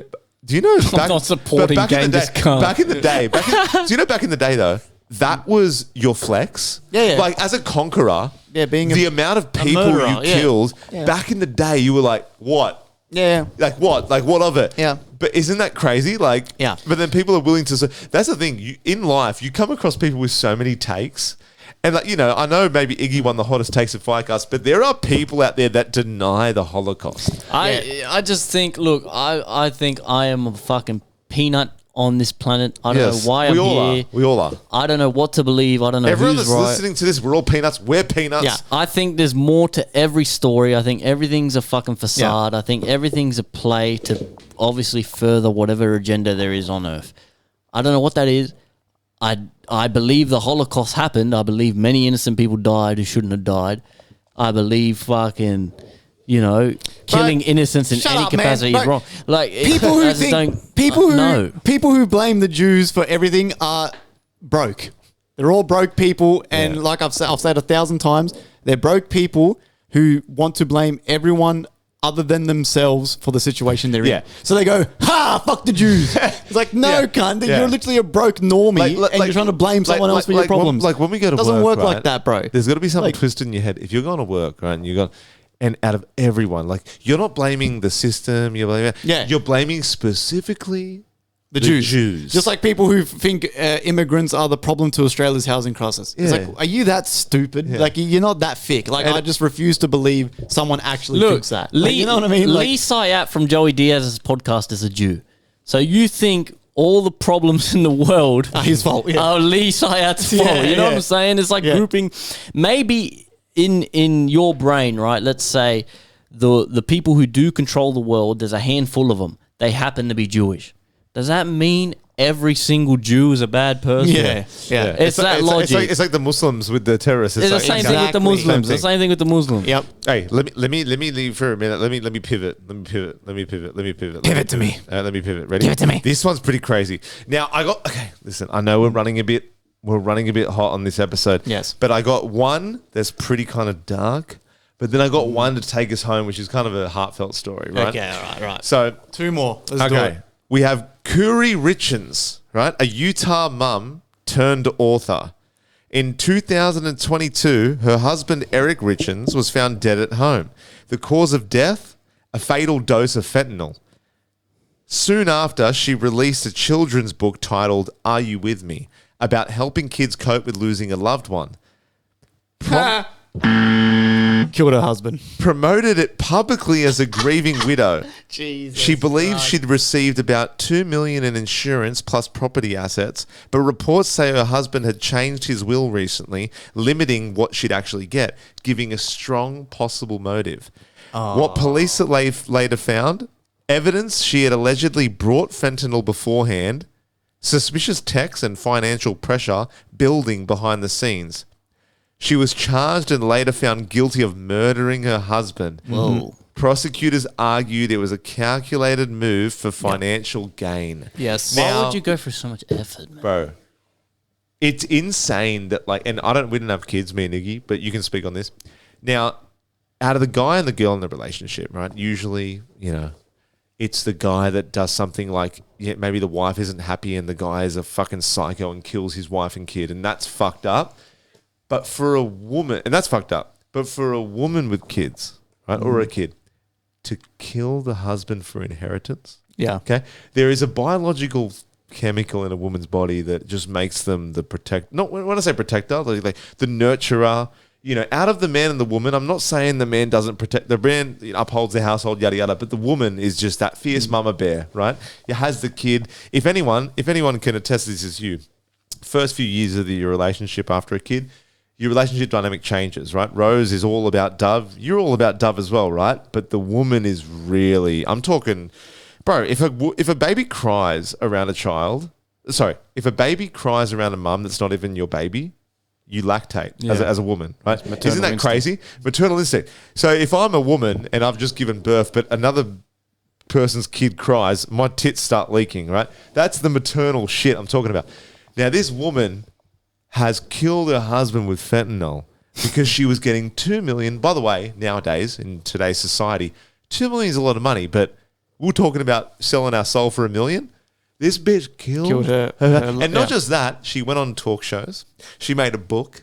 She was crying about it, yada, yada. Yeah. Turns out she killed her husband. It's that Charlie Kirk shit. Now, she obviously didn't like her husband that much. Yeah, She's like, do I like my husband more than I like $2 million? Yeah. It's a personal thing. She's a fucking, this is... So, was the husband taking drugs already? How did she give him fentanyl? Apparently she poisoned him. So whether she put it... Because you can put fentanyl in anything. It'll kill you. Really? Yeah. Bro, fentanyl, for sure. Bro, fentanyl... You can put it in a drink and shit? That's what I'm saying. I don't know. Maybe you can look it up more detail, Iggy. But I know she poisoned him with fentanyl. Now, regardless, if you're bendering with your partner because maybe you don't have the kid for the night, fair enough. If you want to do a bag of coke with your partner because you're too busy raising your kids, hey, do that, right? But if I'm doing coke with my partner and the kids aren't here, but then I go, hey, let me put this fentanyl. Regardless how she did it, she knowingly poisoned him. When did this happen? 2022, but she got convicted, found guilty now. Whoa. Yeah, and what's weirder is she went on a public forum to be like, she published a book. She had to promote the book, man. She published a book. And you should see this video footage. I don't know if you can pull up, whatever, but she was like, she went on out of her way to go. That's very clever. That's very cunning and evil. Evil, bro. But that is a fucking clever way to do it, man. Like, you kill your husband and you make a book about it. That's crazy. Like a children's book. At what point are you reading it? About grief and shit? Yeah. That's crazy, dude. Yeah. And she's got kids. Kids, bro. Yeah, he obviously either pissed her off too much or she... I guess it was warranted. In her eyes, he was a deadbeat. So she obviously didn't like him enough she didn't like him as much as $2 million, which is scary, man. No, it's not. A woman can also just be an evil piece of shit. Fentanyl is extremely dangerous. It's synthetic opioid used medically for severe pain. It's 50 to 100 times stronger. We know what fentanyl is, morphine. Man. How'd she poison her? Shush. Very small dosing errors can cause fatal overdose. Why it's so risky, obviously we all know that. ChatGPT won't tell me about poisoning someone because of it thinks I'm trying to fucking do it. Trying to kill me. But it's saying... Iggy's like, will they be able to taste it when I'm... in Dubliner. Does it come through in Dubliner? But it's saying that fentanyl's one of those drugs where like even a couple of milligrams too much can kill tiny you. amount, right? So I don't know if you can like just put it in someone's drink. Yeah, that's what I'm and- saying. Okay. Did she just? How'd she maybe- poison him? Are they doing yeah. drugs together, or she just put it in his drink? Yeah, that's what I'm maybe. saying. Regardless, I think that the poisoning trumps anything. What was her name? So it was Kouri, so Kouri. All right. She Chinese? No, just American. And last name Richins, Richins. Now, for everyone that said I don't come with the facts, eat my cock. Huh? Now I'm too tipsy to understand what I'm saying, so maybe I'm not trying to defend her. Okay, I'm No, just you trying, weren't. You weren't. I'm trying to understand Yeah. why she would obviously. I'll tell you what I thought. I perceived what you were saying. Sometimes, and it doesn't justify what she done. Sometimes people do crazy shit when they're in crazy situations, and who knows? Maybe this guy was maybe he beat the fuck out of her. Doesn't justify what she done. Ultimately, she done the bad thing. If he was an abuser, he fucking beat the fuck out of her, and she was like, "Listen, I need to fuck this cunt off. Like, get a better life for my kids. Whatever. Done the wrong thing regardless, right? She could have done that. But what Iggy was saying, which is true, sometimes bitches just be crazy She's for the crazy. fact of being crazy. Even Now, having the capability to doing kill that, someone is but crazy. sometimes guys do make girls crazy, and then they wonder, like, let's just say they cheat on her, or they beat them up. Then when they do something fucked up, they're like, why are you doing this? And The gaslighting, yeah. gaslighting. But sometimes bitches really be getting away with murder, literally, because Well, she didn't get away with it. she didn't get away with it. Yeah, but- in this case, but yeah. Apparently, they haven't fully disclosed how she done it, but they're saying she put it in a drink. Whoa. I thought so. She's done the whole satty in the drink. Yeah. That's terrifying. And they are saying the report Because that could have been smashed. They could have been drinking. Yeah, the report of the husband's body, the fentanyl in his body was like extremely high. Yeah. So I reckon she's done the whole, just bought a satty and just gone the whole thing. Stir. And nowadays, Killed him. fentanyl wouldn't be that hard to find nowadays. Nah. That's terrifying, dude. Yeah. What kind of deal is selling fentanyl? Like That's disgusting. Well, people like Disgusting. and obviously, I'm not speaking from experience, but I know that like if drugs are cut with fentanyl, you bet your ass people are getting straight fentanyl, but like the big ones from the harbour, the ones that come in like the big cutters, fentanyl then gets cut down with the coke that has a bit of fentanyl, but they get the fentanyl just from the fucking block. The shit that's wrapped in glitter. Yeah. So there would be ways to get it, but that's the thing, right? It doesn't justify what she did, but I would be interested to just see like a fly on the wall what their relationship was like, if they were happy as. Not that it justifies what she done, but I would just like to see the breakdown of, when they got married, right? Or I don't know if they were married, but when they had the kid, it had to have started from a happy place. Then how did that break down? You know what I mean? It's crazy, bro. You end up finding yourself in that it's position. another Erica Kirk and Charlie Kirk shit. That's weird. At Have you first- seen videos of Erica Cook? Bro. That shit's weird, bro. What she's At doing. first, I was convinced that it was some Israeli? political thing that killed him. Do you reckon it was her? It was her. Bro, 100% it was her. Didn't Trump offer her a special spot in like Yeah. the government? Yep. Isn't she like now for some reason a government fucking? Yep. I don't know. bro. Who It's knows? definitely weird. There's definitely more to the story. That's for sure. Nothing like a woman's scorn, as they say. They're You know what I cunning, mean? man. They can be cunning. Yeah. What?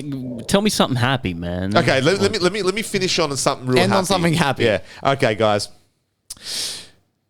In China, 7 dogs being transported to a meat market managed to escape mid-journey. Yes. They reportedly broke free from their cages Yes. mid-transit and ran off together. So not separately, they ran off together. So locals and rescuers spotted the dogs moving as a group, dodging capture attempts. The story quickly spread online with Dodging capture Yeah, attempts. legit, bro. And what was funnier, there was a German Shepherd in that herd. That wasn't the one leading it. A corgi was leading the charge. Now, the story quickly spread online with many people cheering them on as they avoided being recaptured. Several dogs... What do they mean avoided? What? So they got the cunts from the pound with the nets and they're like dodging them and shit and they're slipping over each other and Well, shit. bro, And they can't capture. apparently they escaped out of the cages or running like along this highway, and people tried to kind of escape. And They're jumping on the side of the train Bro. car as it's driving Bro, past. if Disney doesn't jump on this story and make it a full story, this Bro, is crazy. it's a DreamWorks movie. So the outcome was several of the dogs were eventually rescued by animal welfare groups, not returned to the meat trade. Yeah, right. Yeah. The incident. They've already been eaten. The incident sparked fresh debate about the dog meat industry and animal protection laws in China. Now, let me say this. Okay, at the risk of seeming racist, we make jokes here, being like, "Oh, they dog meat, yada yada." I've been to Bali. This is not China, Bali. Dogs are treated like. Do you know how cats are treated here? How you see when you see a cat that's like on the street and it's like ruffled and doesn't have an owner. In Bali, dogs aren't as how do I say? Yeah, it's like Uruguay too. There's feral stray dogs everywhere, right? and they're like rats. They're like rodents. Yeah, they don't give a They're fuck. fucking dogs, Yeah. man. But they're like feral as. Yeah. So I know we always go, oh yeah, dog meat, China, Asians eat dogs. It's like, that's a thing where it's no longer just a stereotype. It's legit facts. And this is proof here, right? These dogs were literally going to get sold like fucking rump steak, right? Well, I can't believe they weren't. They had a corgi, a German Shepherd. They had a fucking sausage. Hey, It's like have you had a medium rare corgi? yeah, bro. It's like they got full breeds. It's not like feral stray dogs. It's No. like fucking breeds. Yeah, it's like, ooh, the finest Labrador. You know what I mean? The corgi rumps. Yeah. The corgi's name was I just want the corgi ass cheeks. Da Pang. And they named it too before they ate it. Da Pang the corgi. But here's the kicker. Apparently, the whole dogs being kidnapped has not actually been confirmed, and authorities are saying that they were just a pack of wild dogs roaming. Hey, of course. But the that's Chinese. what the Chinese. That's Xi Jinping. Hey, they cannot know what we are up to. We still eat the dogs. So that's what this is saying. Hey, for some reason they were marinated in salt and They pepper. got barbecue sauce on them. They had HP sauce. That's how they found them. There was a tray with sauce. Bit of coriander and shit on the corgi. Yeah. They were smoking like they'd just been on the barbecue. Oh my god! But that's a nice escape story. If that was a Disney, like Disney need to jump on this and trademark it, bro. Yep, that's a good Pixar movie right there. What were right? the other dog breeds? I'm curious now. So what? They had a There was German video. Shepherd, a corgi, You can actually look up footage, Iggy, if you Yeah, look it yeah. up real quick. a Newfoundland cane corso, Chihuahua. Chihuahua, bro, would be like a little lamb cutlet. That shit. That you'd finish that like. It probably tastes pretty nice. If you were to eat a dog, right? I'm eating my dog. I'll eat him. So, would you not want a dog that could feed a family? No, Like, bang fuck for it, I'll buck. just- If we're talking bang for buck, He's small, so I'm not so invested. British Bulldog is like our equivalent to a pig. If British Bulldog would be like pork crackle, they'd have a lot of pork crackle on it, like a lot of fatty dog. No, a Chihuahua is a little bit of. It's like a chicken wing. It chicken is, tender. isn't It's it? like a Some blue cheese sauce on the side. The hot wings from KFC. What are Yeah. they called? The fucking wicked wings, bro. Ooh. Yeah, bro. Throw them in the deep fryer as is. So You got 4 pieces. Snap them. if you're on an island, right, and we'll get back to this, Iggy. If you're on an island and you had to eat a dog, I wonder what dog meat tastes like. Now, I'm legit. That's actually sad. I love my dog. No, I come home, he Hold jumps up. on me and shit. I'm not saying. Now I feel saying- bad for joking about it. But I'm saying like life or death, and a dog you don't know. It's not your Chihuahua. And life or death. This dog passes away. Okay, it passes before you do, and you're like, natural causes. And then all of a sudden, let's just say you know how to make a fire. Oh, you're okay? definitely eating it. You're eating the dog. You gotta eat it. Yeah, but like, do you think it's a tough meat? Do you think it's like what are you expecting here? It must be pretty good for them to keep eating it. Do you know what I mean? I don't know. But then in China, they have a lot of sauce. They baste it a lot with a lot of sauce. What Like type Szechuan sauce and Worcestershire. is it? What type of meat is dog? Is it white meat? Like It's dog meat. Or is it red meat? I don't know if there's a lot of African American dogs running around, but there's probably white meat. Is it red meat? No, it's not red meat. Yo, man, who'd you from? No, well, like a cow's Like King red Corso, meat bitch. and a chicken's white meat. Yeah, Snoop Dogg. You got that Snoop Dogg meat. Apparently, the dog were The dog were. So all foreign. that they can say is corgi, golden retriever, a Labrador, German Shepherd, and I don't know what the fuck breed this is, a Pekingese. That's cat, bro. What they Pekin- have one of every Pekingese. breed. It's like Adam and Eve. There was a video. There's a video of it. I seen it. I don't know, man. What they just happen to have 7 purebred different breed dogs escaping together. They're not feral fucking half this, half that dogs. Can you ask ChatGPT what does dog taste like? Yeah. Will it give an answer? Because I know, like, for example, like kangaroo, very gamey, right? We got venison, also that's deer, very gamey also. But then like people say, oh, if you ate a human, apparently human is very. It's like pork, right? What do you mean? Like, how do you know unless you fucking had a human? Apparently, the texture is often described as chewier than beef or pork, somewhat like dark meat from other animals. Flavor comparisons vary. Some say it tastes like beef or mutton, but gamier and stronger. Others describe it as slightly sweet or oily, depending on the cut and preparation. Cooking methods, obviously stewed, smoked, grilled.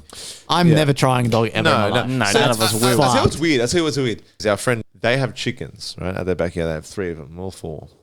I look at those chickens and I think dinosaurs, right? And I'm like, oh yeah, mad.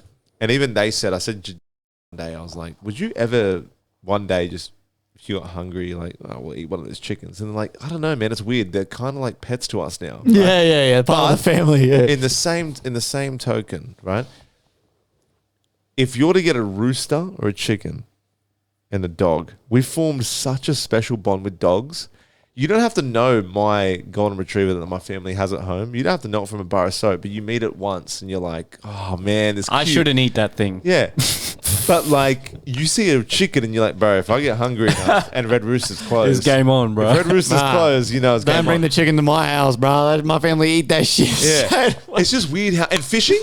Bro, fishing, you don't blink twice. Yeah. But when I was younger, when we'd go fishing and you'd see the fish curl up like this when it dies, I'd be like, oh my God, like consciousness leaving the body. And I'd get real in my thoughts. But when I got old enough, I was like, but this is fun. And just like, the rod's just like this. And you just get 5 This guy's catching 100 fish. No, the rod's like, he's got dynamite in the river. But you're just like, you see a dog and you're like, I could never do that, bro. It's weird. We just form special bonds with certain animals. Yeah. You know what I mean? But then China, bro, China don't give a shit, bro. You know China, they just worried about their infrastructure, their communism, and they're like, bro, dogs are just, if you're not building shit, mate. If you're not building shit, come on, you're in the way. If it has fur, we eat. They eating that shit, man. But that happy story, man, apparently, I don't know, who knows? Maybe we were wrong in what while they were there, but ultimately they are currently escaped. Apparently. But some sources say that they're just a pack of wild feral dogs. Yeah, that were killing Chinese people, and we're just like, oh, these dogs. Everyone's made up a story about them escaping. Yeah, we will never know these things. I blame the Jews. You wouldn't be the only one.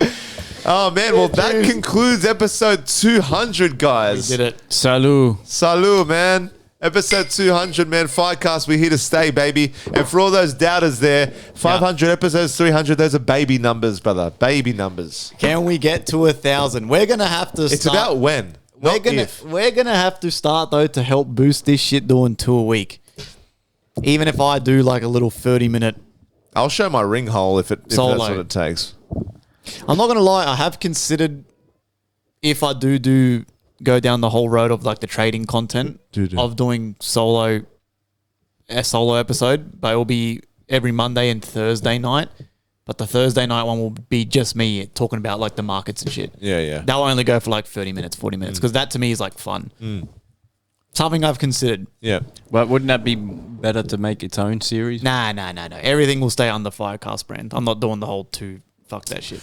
Yeah, you just put in the title. It'll just be FireCast dash whatever the show is, the money show. I'm not doing two. Fair enough. Just like Joe Rogan with the MMA show. And guys, I'll be gone for 3 months for Europe. I'll be doing a few filler episodes. Yeah, but since apparently I'm the least funniest in the pod, I guess yous won't miss me, you fuckers. Well, that's not for a while anyway. That's not for a while. Still 6 more weeks, man. Baby. 6 more episodes. Man, we got big things here on FireCast, man. We ain't going nowhere. We're here to stay, baby. Episode 200. Thank you for checking out the music. Guys. Thank you for checking out the podcast. The Makers tape. It's out now, baby. Thank you so much. Check that shit out. DZ, end us out. Thank you for 200 episodes. Thank you guys for contributing. He who walk the path of greatness. I don't know. Thank you. Keep your head on straight. Don't let these things bring you down. Keep a straight face. That's it. Stay happy, stay positive, care for one another, love thy neighbor.